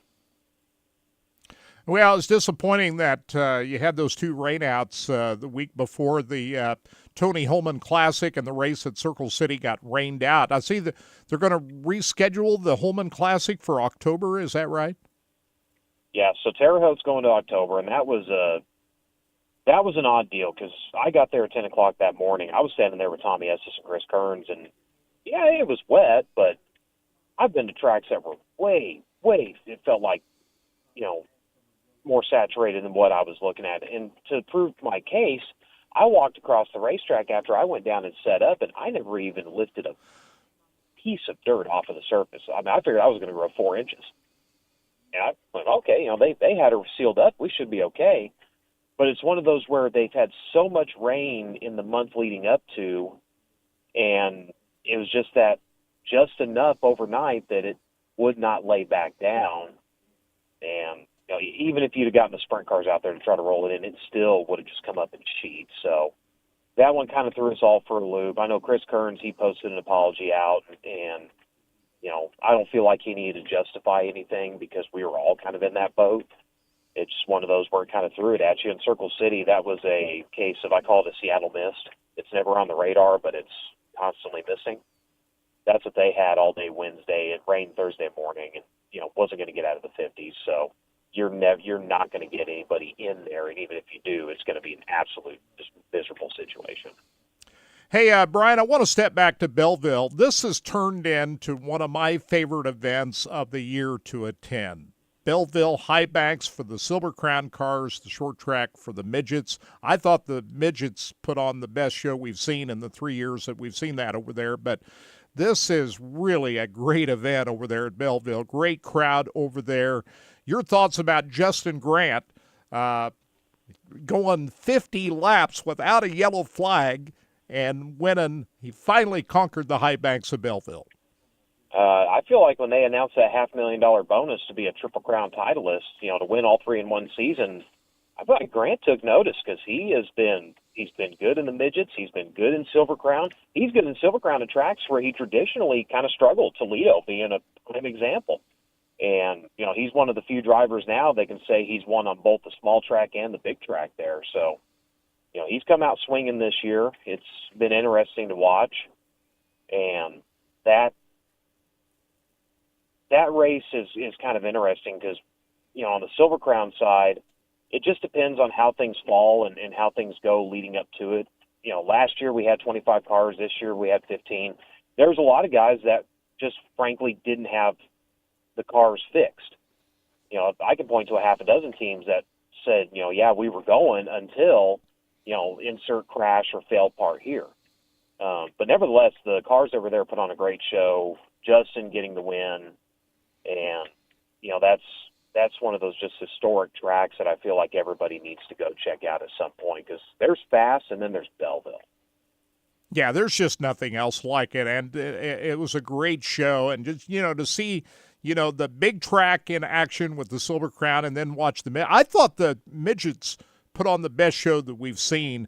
The racetrack was, especially on Saturday night, was really good. Cannon McIntosh coming up with the win, but I thought the midgets put on this best show in the 3 years.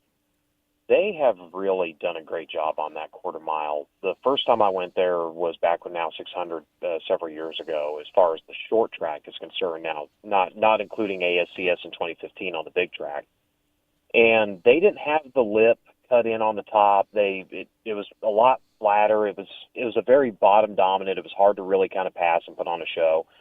And they took notice and they took notes. They came back, completely reshaped it. They've finally got a good, I'd call it curb cut in around the top to help keep the cars on there and keep them from flying off.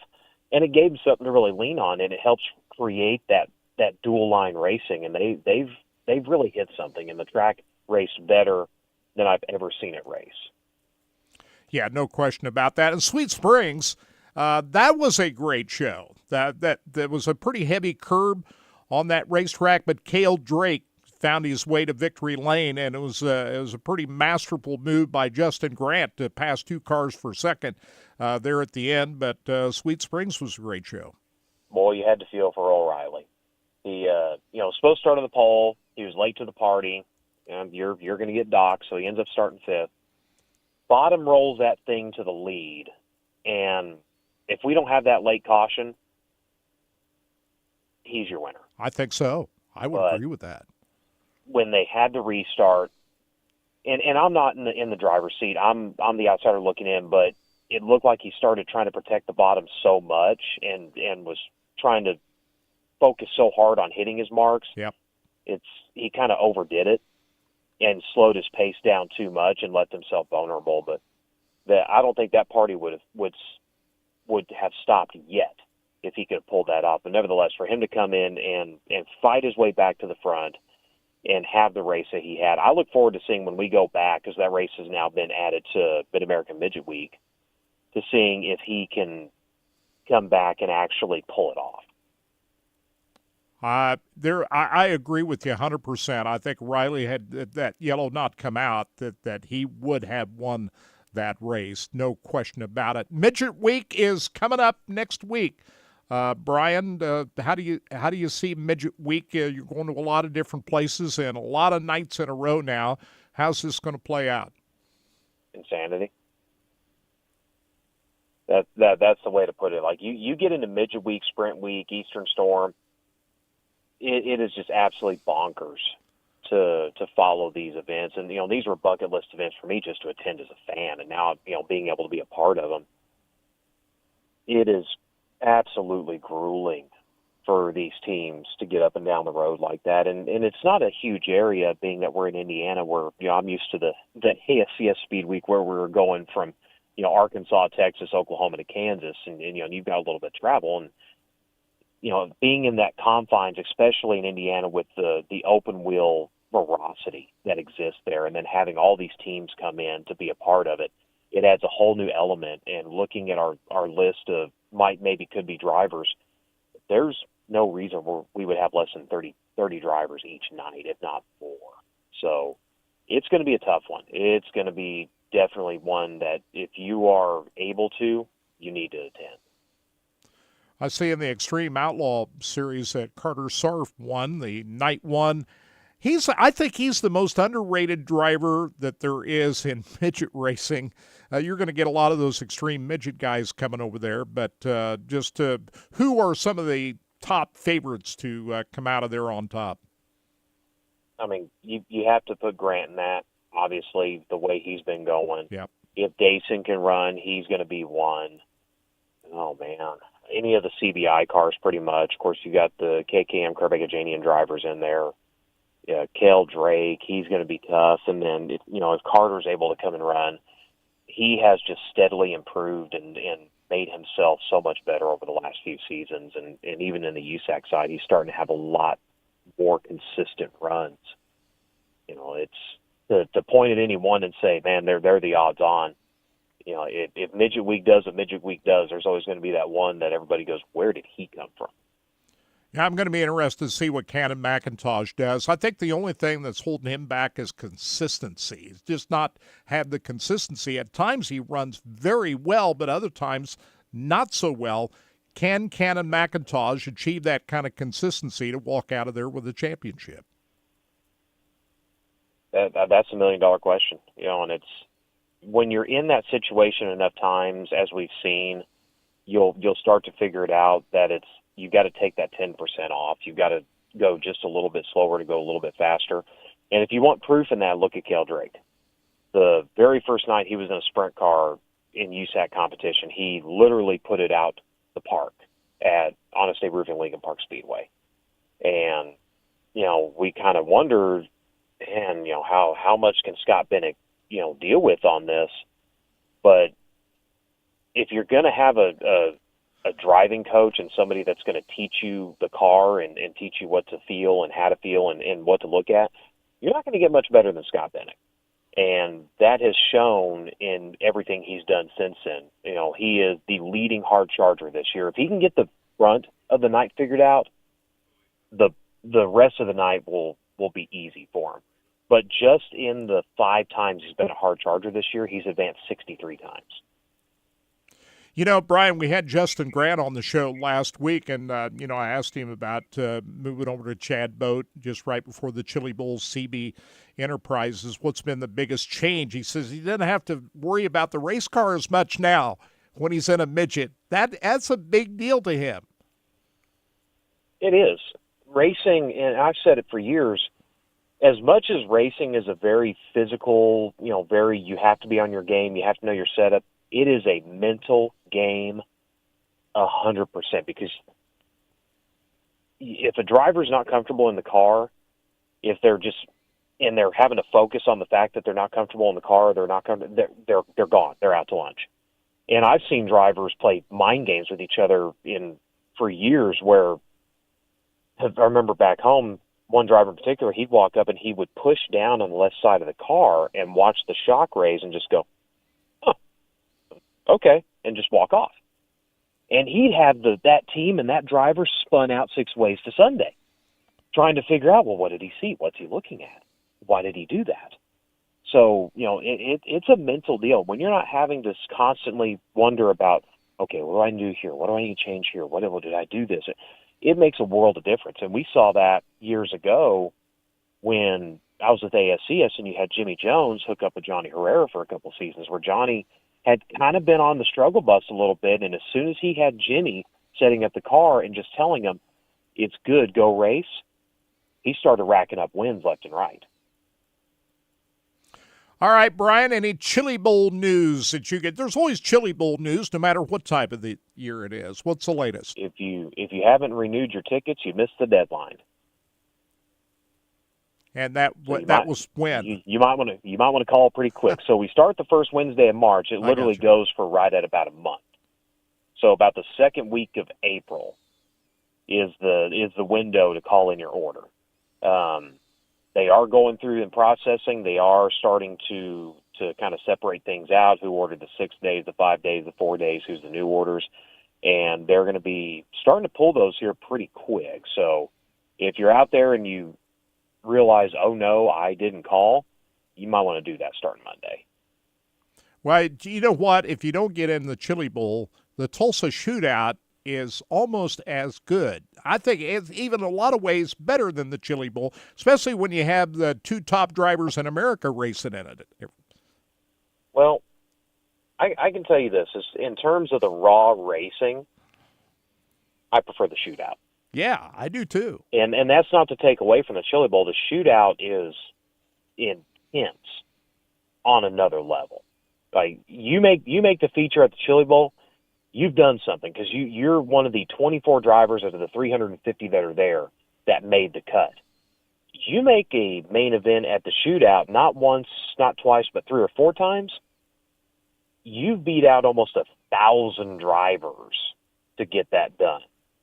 And I think that really speaks to the talent of some of these kids and even some of these veteran racers that come back and run the Shootout, because that is a tough event. No question about it. All right, what are we going to see tonight? We're going to see the same kind of racetrack we saw last night. Let's pray that happens.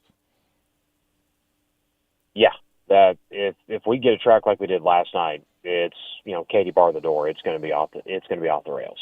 Is it the same format tonight? Is everything lay out the same as last night? How does it work? Yeah, correct. The only change is we're swapping out the Randall Roofing 360s for the 410s. And that's going to be – I thought the 360s put on a great show last night. Ryan Timms, he had to work hard to hang on to that one. It goes back to, having worked in 360s most of my career. Yeah. A lot of people look down their nose at the 360 class as being like it's a less than division.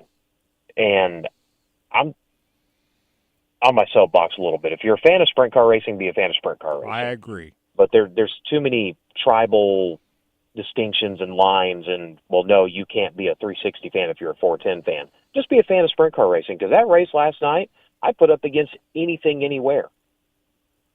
No question about it. And we'll see the same thing again tonight. So it's 410s on the card tonight. Everything's the same. Can't wait to see you up there heading up the road. Weather looks great. And, Brian, we appreciate you spending time with us. Have a good call tonight. There he is, Brian Holbert, joining us from Knoxville. Always the voice of USAC. And he does have a voice. Yes, sir. He does have a voice. Known him for about 11 years now. Yeah. I've been with you guys about 12, and I've known Brian about 11 years, and that guy's one of a kind. I'll tell you that. He can get it done out there, taking care of business no matter what kind of race he's calling. Shootouts, Tony Chili Bowl. Bachhoven, he is absolutely. He's up there on the mic tonight as well. He's he is one of the great announcers in the country as well. And young Blake, who had to step in for Tony when he got sick at the Nationals last year, also do a great job up there. Drake York is back in the saddle doing the pit reporting on Flow tonight. For USAC, he wasn't at Belleville because he was on the radio broadcast for the Indy 500 qualifying. So we missed seeing Drake York at Belleville, but he'll be up there at Knoxville tonight. So you can watch it all. It's not on Dirt Vision. It's on Flow Racing tonight. Normally, Knoxville Weekly Racing is on Dirt Vision, but since USAC is involved, they are on Flow Racing tonight. High Limit Racing got rained out at Lawrenceburg last night. Boy, they've had a lot of rainouts this year, the High Limit Racing. Kubota High Limit Racing rained out at Lawrenceburg. They're at Butler, Michigan tonight. And so, and the World of Outlaws is still up in North Dakota. I think they're at Red River Valley Speedway in North Dakota tonight after Buddy Kofoid wins at River Cities Speedway. How about that? So, a lot of racing tonight. I know that I think Trenton got in a little late last night, so he just woke up. He's going to be calling us back here in about 3 minutes, so he'll join us towards the end of this hour. And, well, he's like a driver, you know. They don't like getting up early in the morning. He was asleep. Even what time is it? 9:37. Yeah. To me and you, that's not early. Well, I've been up since 5:05 this morning, so like you said, I was in my car dealing with traffic already by 5:45. So this is the reason why we turn around the interviews on Monday Absolutely. for Saturday morning, because drivers are not easy to get up on a Saturday morning, especially if they've been racing the night before. So anyway, we'll get Trenton Berry on the horn here in just a little bit, give us the lowdown of everything that's going on up at Mississippi Thunder Speedway. Yep, Trenton's ready now. He is the co-owner of RacinDirt.com and also a part owner of Mississippi Thunder Speedway, along with his partner Austin Kruger. He's doing the pit reporting up there for the coverage on RacinDirt.com. Trenton, how you doing this morning? Hey, great. Glad to be on. Thank you. Man, this is a huge event, isn't it? The Modified World Championship. How did this all come together? Yeah, it's quite a deal. You know, Bob Tim, he and his partner Don, and they're machinists by trade in their day job. They are always just trying to push the envelope. Bob especially on race events and ideas and things, and you know, it's kind of what he's overseeing Mississippi Thunder Speedway for, and just kind of put our heads together and tried to devise a plan that we thought would be interesting and feasible, and it's kind of where it's landed, and here we are. And there's a whole lot on the line today, man. But I have great news: the sun's shining and the weather's warm. So that is terrific. Should be a good day. That is the best news of all. Well, these full-time modified guys are holding their own up there, aren't they? Man, they really are. They're pretty solid here in this part of the country for sure. They really are. You know, this Josh Hanks, he's a 7-time champion, and he ran second 2 nights ago in the qualifying race. So he's going to be somewhere right up front. There's still one small little redraw to go.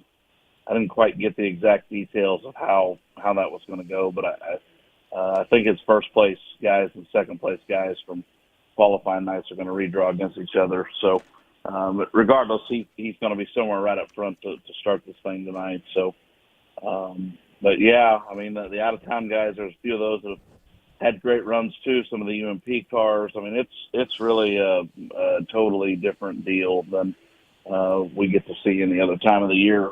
So it's really been fun.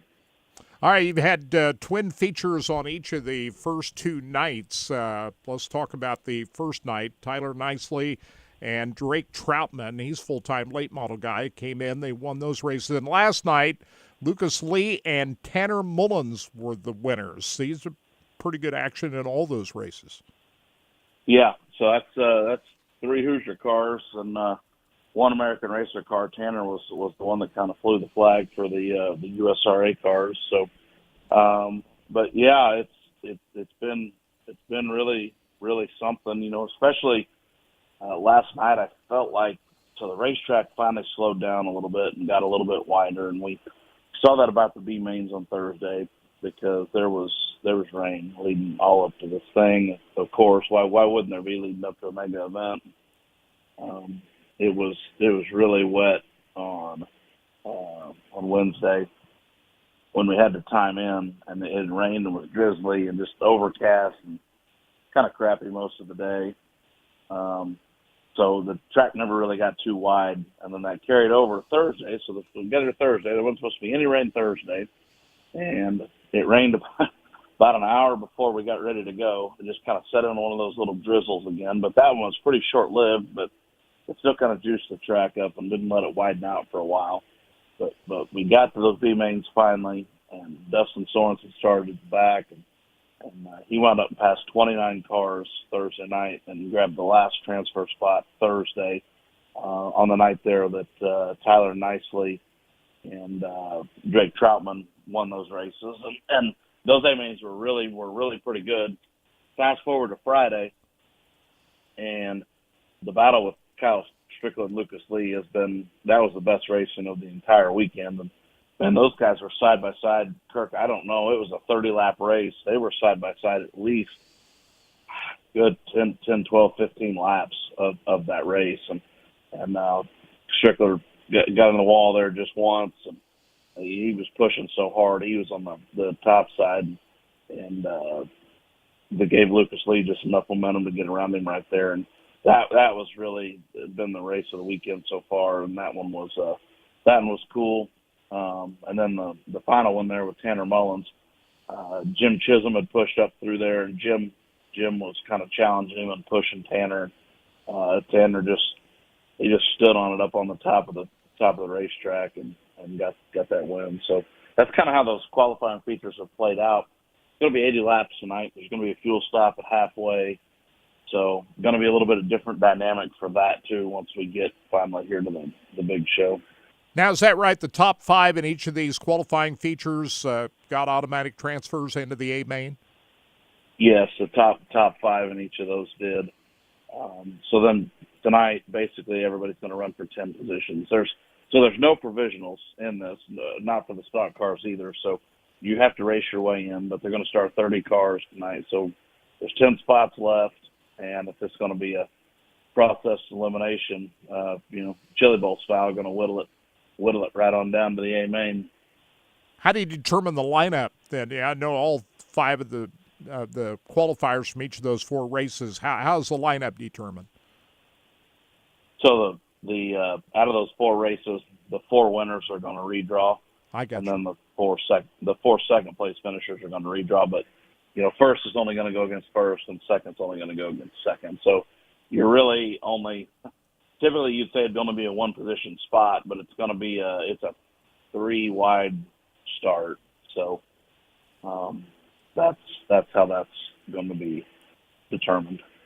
So based on what you've seen so far, who are the big players that have a realistic chance of pulling the 80 laps is a long time. You can do a lot of moving up through the field in 80 laps, but what are you thinking right now based on what you've seen so far?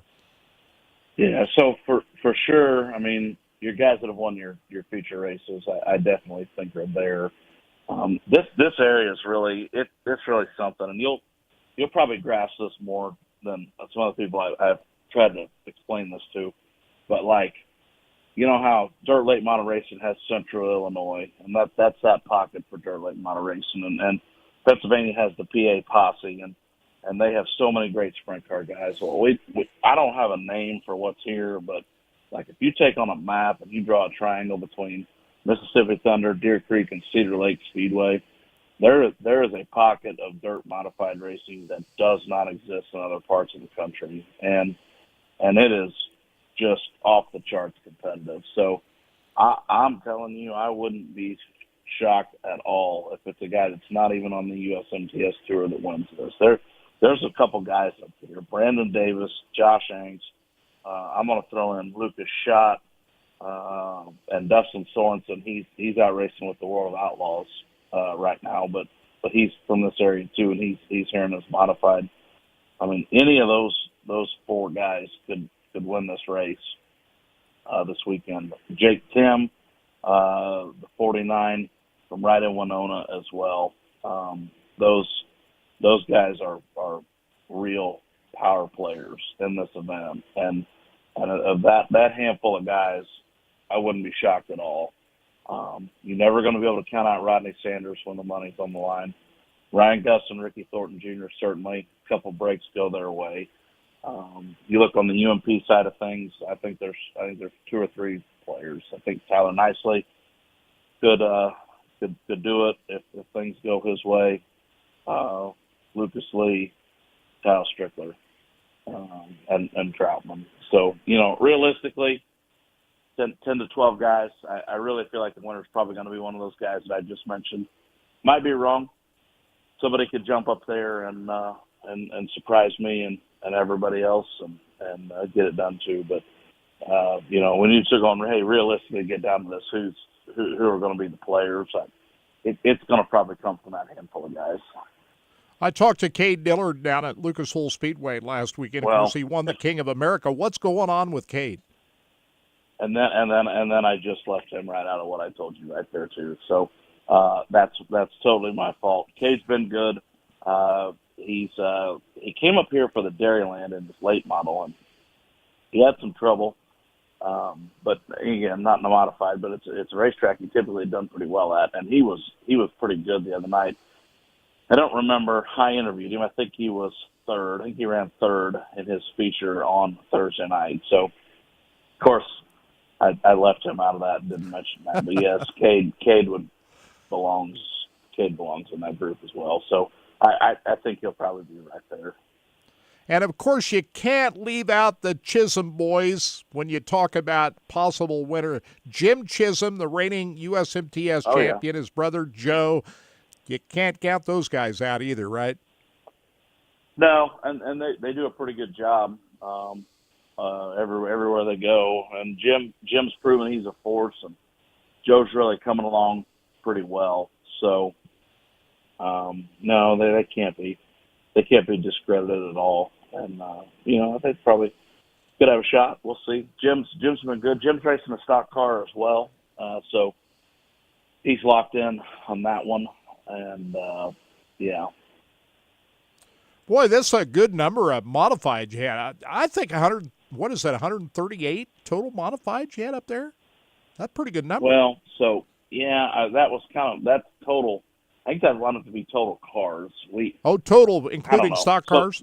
So these pre-entries, this is kind of a weird deal. You do these pre-entry races, which is a totally fine way to go about it, whether it's this racetrack or anybody else's. And it's a neat way to build buzz and get people excited about events. But what we've seen happen, and this race was no exception, so I'm trying to give you some promoter spiel here, but 20 to 40 guys for whatever reason just don't show up. And that's pretty much been the norm of any of these that I've paid attention to, where they have these big registration hooplas, and then when you get down to brass tacks, this is what happens. Now, for the life of me, I don't know how in the world somebody can give you $500 and then not show up and race. Like that just for me that fails to compute. But hey, life happens. So, that's non-refundable money. You don't get that money back. That's correct. Yeah, and those terms are all spelled out, and the rules here aren't any different than the rules anywhere else. So I don't get that part, but certainly glad they registered at the very least. I appreciate you. Thank you. $500 is a lot of money. Oh yeah, but from the racetrack side, you really kind of count on those people to show up, and your two to 4 or 5 pit passes that come along with it, and some of the concessions through the course of the week, and you start to build an event with a vibe and a buzz. It takes people to do that. So I don't know. I have no idea why this is the way that this works, and I would have never expected this. But I've probably seen it 10 to 12 times now on other events that I've watched that are similar to this. But it's a good car count. We had a great car count pre-entered, and we finished with a really strong one. I really wanted to hit 100 cars just so we could put a race on TV that had 100 cars. We've done it with Racing Dirt, but it's been a long time since it's happened, and I was kind of juiced about that for this weekend, but it just not the way that was going to turn out. So, but happy regardless. We settled at 92 cars, and for the modifieds, and it's going to be a really good show tonight. That's still enough to put on a show, Trenton. 93 cars. It definitely is. I just, you just never, and maybe that's that little bit of promoter streak in me. You just always want a little more. So how's the program lay out tonight? You got the 80-lap feature. What I suppose you got some B feature. What lies out ahead of that? Yeah, so it's going to be the alphabet soup features. And what's interesting, this day and age, my race pass can pretty much handle about anything, but they were going to have to manually go back and set lineups based on this race format. So that took a little bit of time last night. And to be 100% honest with you, Kirk, I had not looked to see if it was updated yet or not before I was able to get on the phone with you here this morning. But there's going to be some alphabet soup. I don't know what letter of races we're going to start with, but they're going to whittle on down. And so, the C main will be a little more intense than the D main. And of course, so much is going to ride on that B main to get in with those last transfer spots and no provisionals. So, excuse me, sorry. The stock cars, to the best of my knowledge, are going to follow that exact same format. Taking a look here, looks like it's going to start with an F feature tonight for the modified. So there should be a nice little handful of last chance races coming up. Boy, I'm looking at this USMTS schedule, Trenton. You're going to be putting some miles on the road here over the next couple. You're going to Louisiana and back up to Wisconsin, and man, you're going to be all over the place. Yeah, and it wasn't initially planned like that. So we are, and so I'm finishing up a 2-week run here tonight. Going to go home. I'm going to be home 3 or 4 days, going to Louisiana, and then we're turning right back around and coming back up here to West Union, Iowa, ahead of Cedar Lake. And that's going to set up the second 2-week run. And I'm just grateful to be busy, grateful to be working. We got a great crew. The Louisiana trip was not originally on the USMTS schedule, but there was originally a race happening that weekend, the Doug Murphy Memorial. And that was going to actually, and it still is, but, the 3 regional tours that we operate, that was the southern one. And it was going to be an arms race. And the USMTS lost the race in April at Boot Hill. So I talked to Dougie Murphy, Doug's son, who the race is named in honor of, and we talked about adding USMTS. And I did this, and I didn't even call Todd just because I felt like with kind of his vision and direction of what he's wanting to do with this event, kind of going forward, that it would be great to have the USMTS involved if it was available. I knew it was going to be some crazy travel. And I just called Todd and I said, hey, you've had trouble getting this race in. He's had like 3 rainouts in a row on multi-day races that he's tried to have there at Boot Hill. And that weather's typically really good there for the Murphy family race. And I said, hey, we ought to just do this and kind of flip this to a USMTS race. You ought to call, get that lined out on your side. Hey, Trenton, thanks for. I told him that. Go ahead. Yeah, I told him they were all for it, and that's what happened. So, yes, there is a crazy spot of travel right there, but the reason why was because of a rain out from a different event. Trenton, thanks so much for spending time with us. Appreciate you getting up early, and we'll be watching on Racing Dirt tonight. Should be a great show, and glad to hear the weather is. You don't have to worry about that now. It's all good. Yeah, man, weather looks great. Thank you, Kirk, for everything. Appreciate it very much. Have a great day. Hey, you too. Take care. Have a good call tonight. There he is, Trenton Berry. He works the pits, Victory Lane, for the USMTS coverage, and he's there at Mississippi Thunder Speedway talking to all the drivers when they crawl out of the cars after the races. He's got a lot of oars in the. And he was talking to 5 drivers, not just 3, after each of those races, because 5 drivers qualify out of each of those races. So he's got a busy night, and sounds like he's been putting a lot of miles on his truck out there. And well, after this weekend, they go to Greenwood, Louisiana, next weekend, Friday and Saturday. Then on Wednesday, June 11th, it's West Union, Iowa. And then it's Cedar Lake Speedway for the Masters.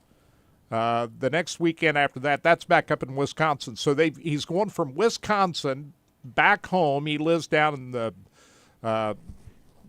southern part of Missouri, shall we say. Then he goes to Louisiana, back up to Iowa, Wisconsin. I mean, you talk about a lot of miles on their vehicles. You know he's tired. We appreciate him getting up. I know it was he was all ready for us to come on the show. You know, he knew he was coming on the show, but I'm pretty sure that time probably got away from him a little bit there. And but Trenton's a professional. He was able to snap back into it and was able to bring us the goods, so to speak. He had a lot of information there, and I do know it's going to be some good racing. If he was a race car driver, he wouldn't have answered the phone. No, he wouldn't have. But Trenton, he's a former Racing Boys employee. He knows. He gets it. He knows what we're up against over here, so we appreciate him and all of our guests today. It was, like you said, normally we have a lot of driver interviews, but we didn't do our show on Memorial Day, and we're back Monday morning, episode 263, I believe, Kirk Elliott.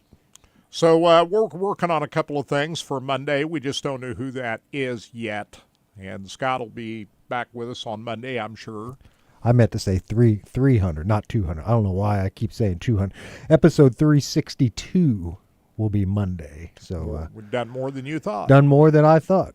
I've been a part of about 300 or 200. Well, Scott was part of most of them because a couple of years ago he was doing it every day. Yeah, him and Austin were banging and those I things. wasn't on with him every day. I joined every once in a while on a Friday and then come over and maybe grab a few interviews to play on Saturday. But it's pretty good. Hey Kirk, who's your pick today or this week for your NASCAR picks? My picks.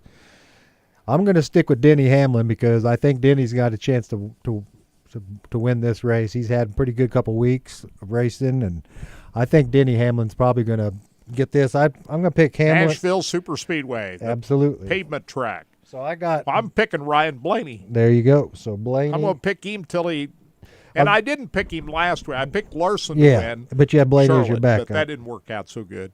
And it didn't work out good for Blaney either. Nope. He got caught up in another wreck. He sure did. How many did not finishes does Blaney have this year? I saw him on being interviewed, and you could kind of tell that that's not a normal occurrence for Ryan Blaney. I mean, he's run fast. Yeah, but he's just gotten in some crazy luck. So my two picks are Hamlin and Larson.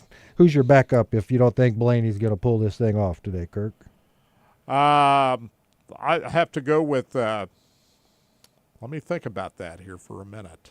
I can pull up the odds real quick. What I had is I will go for Seabell. I was going to say Seabell's got some pretty good odds on DraftKings if you were last year Joey Logano won this race. Yeah, Logano. Remember that. Saved his season. Well, that's what I was just getting ready to say. I thought about picking him again just because I'm sure they're going to be. And it's under the lights. It's under the lights. Sunday night. So it'll be a good race. And it's on, isn't it on? Prime Video. Prime Video. So, and then we got a few races on Prime Video, right? And then five on Prime and then 5 on TNT. It's the same announcers for all. Is it the same announcers? No, Junior and them, yeah. So it'll be, like you said, I like Junior. I like his call. I like also Steve. Junior and Letarte didn't have enough in the booth, so they came down and hung out on the set for an hour after the race. They did, over. Didn't they? How about that? Like you said, NASCAR's in a kind of strange place right now. We know that. It's just kind of like, they've got a lot. I figure more dirt drivers would have followed them over to the NASCAR side because we've got two of the top dirt race car drivers in the world dominating NASCAR right now. I mean, you've got Kyle Larson and Christopher Bell. These two guys, they've been battling since they were kids. They're all here's the thing. If you're going to watch Kyle Larson and Christopher Bell drive dirt cars, then that's all you really care about. That's true, but it's better racing than I agree, but as a fan, though, I mean, you got to be a Larson and a Bell fan, and if you're a fan, you still have to kind of, I don't know, you may not claim. You know what? I think the truth is they're watching. They're watching. That's exactly what I was going to say. I get it. I know it's fashionable to say it ain't cool, but they're watching, Kirk. You know damn well as I do. These guys, you may not be watching the whole race. You may not like how certain things are done, but you're still paying attention because you know why? It's racing. It's racing. Well, I don't watch every lap of every race. Well, no, you myself. can't. You can't. Boy, they're having some issues at the. Are they in Indy on the infield? And they racing in the city, right? In Detroit, is that right? Is that where they're racing this week? Or is it Belle Isle? Detroit? I don't know where, but man, they're having some problems up there. Boy, they're having issues with some tire problems. I've already watched. They had practice already, and a couple cars have already had to change their nose piece. Kirk, I mean, that's not good. That's not what you want to be doing in practice. Is fixing your car. I think you're wanting to try to shake down your car to figure out what's good and what's not good, but they're having some issues. It looks like I've seen 2 wrecks already this morning at the practice already. Stage practice 3, I believe, is where we're at on the IndyCar, the NNT. So they were able to get the lights turned on at Lakeside. Absolutely, that's what I hear. I know they got double features in last night. I know Tim Carrick picked up a win, and I saw also Don Mars. Don Mars picked up a win. Yes, he did. But I didn't see all of the. I saw the Facebook post this morning when I was. Don Mars got DQ'd in that vintage race at the high limit night. We were going to mention that. We were going to mention that the next week, and then we forgot about that. The owner of Lakeside Speedway DQ'd. Well, hey, that shows you that he plays by the.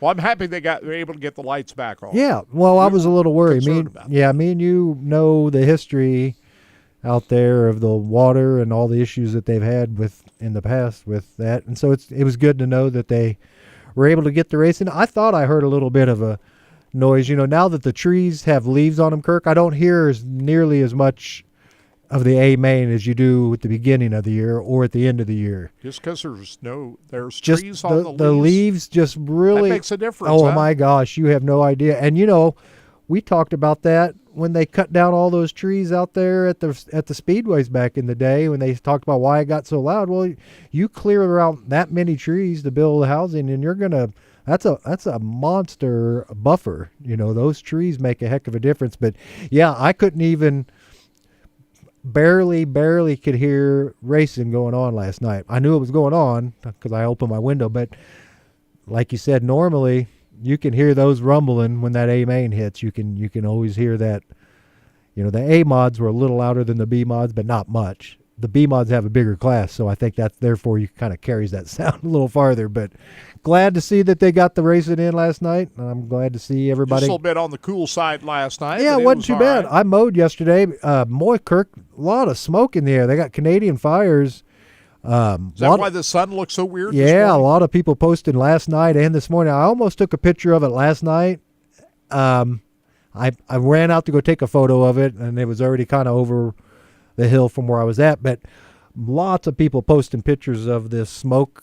Man, what a filter on the. It turned that sun almost pink this morning, like an orange pink this morning, and you were able to actually look at it, which you normally... You took a couple of pictures. Yeah, I took some on my Facebook page, and you can see the sunspots. I sent them into our local weather guy, Kirk, here in town, and Joe Laurie reached back out to me. He did. He got back with me. He said, yep, sunspots, and he also gave me a heads up. Might be able to see the what do they call the lights? Northern lights. You might be able to see them this next couple days too, if the skies clear up a little bit. So, man, kind of crazy atmospheric. And we got a crescent moon. If people don't know what that looks like, that's the thinnest. I mean, it's the thinnest of moon. You're barely even going to see a moon tonight when you look up there. It's going to be so paper thin that it'll almost be blacked out. So it. Kind of cool stuff, but yeah, I know tonight, Kirk, today's going to be a great day of racing. I'm headed to Knoxville. I know it's going to be great weather at Knoxville, and lots of activities going on up there. That's all I got to say. And the weather looks good. Yeah, well, like you said, this time of year it could go either way, guys. But right now, take advantage of what you can get and get on up to Knoxville and watch you some great racing, or go wherever. Yeah, there's a race. Well, there's probably a lot of here. different choices, and check out some races tonight. Absolutely, buy a T-shirt, buy some merch, either from the track or from your favorite driver, because that's what makes the world go round, man. You got to buy this merchandise. We're going to get some of this merchandise up and for sale here for you guys, we got a lot of it too. We do. Boy stuff. We need to and if you see Kirk holler at him and tell him you want a T-shirt, and he'll text him your address, and he'll hook you I up. need to put some in the back of my Just grab 4, throw them in the back, and they're back there just to have. I've got a few in my car because I've had a person come up, hey, I'm a Racing Boys fan. Well, guess what? You're a Racing Boys fan, you get a T-shirt, because that's how we roll over here. We appreciate 25 years, guys. We've been around for 25 years. Looking to make this whole year a very good one. It goes faster the older you get. Well, that goes without saying. You talk to my kid, and he's thinking this is taking forever. And I said, Zach, you went through one whole year of college like that. And he when you're that young, life does go slower than you think. It does go. Hey, he went out to the baseball game last night. I had more family at the baseball game last night than I did in my neighborhood, Kirk. I had my brother and his wife all at the game, and I had my son at the baseball game, and they didn't even know both of them were even at the game together. They were both sitting in the same spot too. I mean, literally like 20 seats apart. But it'll be a good game for Royals out there tonight. If you're not a race fan, if you're going to go out there and watch it. Royals lost. Well, yeah, Bobby hit a home run though. You got to. He did. Yes, sir. They got beat to Tigers 7-5. Detroit's pretty good. They came back, Kirk. It was a 5-4 game, man, and it looked like we were going to be able to pull this thing off. And then they didn't get it done. They brought in a young kid, 19-year-old. I don't know how old this poor kid is. 6'5", 220-pound, hard throwing pitcher. He looks younger than my son. That's how old this kid looked. And he was throwing 96. Well, guess what happens sometimes when you throw 96, Kirk?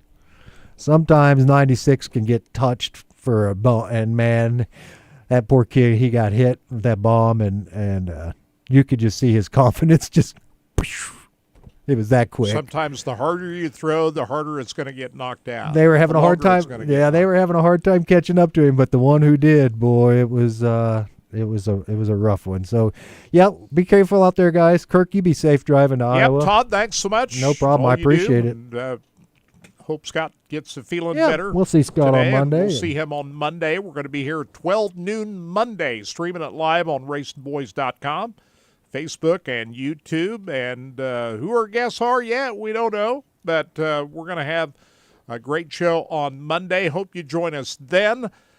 For Scott Traylor, I'm Kirk Elliott. Thanks for joining us for another edition of Track Talk. We'll talk to you next Saturday morning and coming up just 2 days on Mostly Motorsports. Have a great weekend, everybody.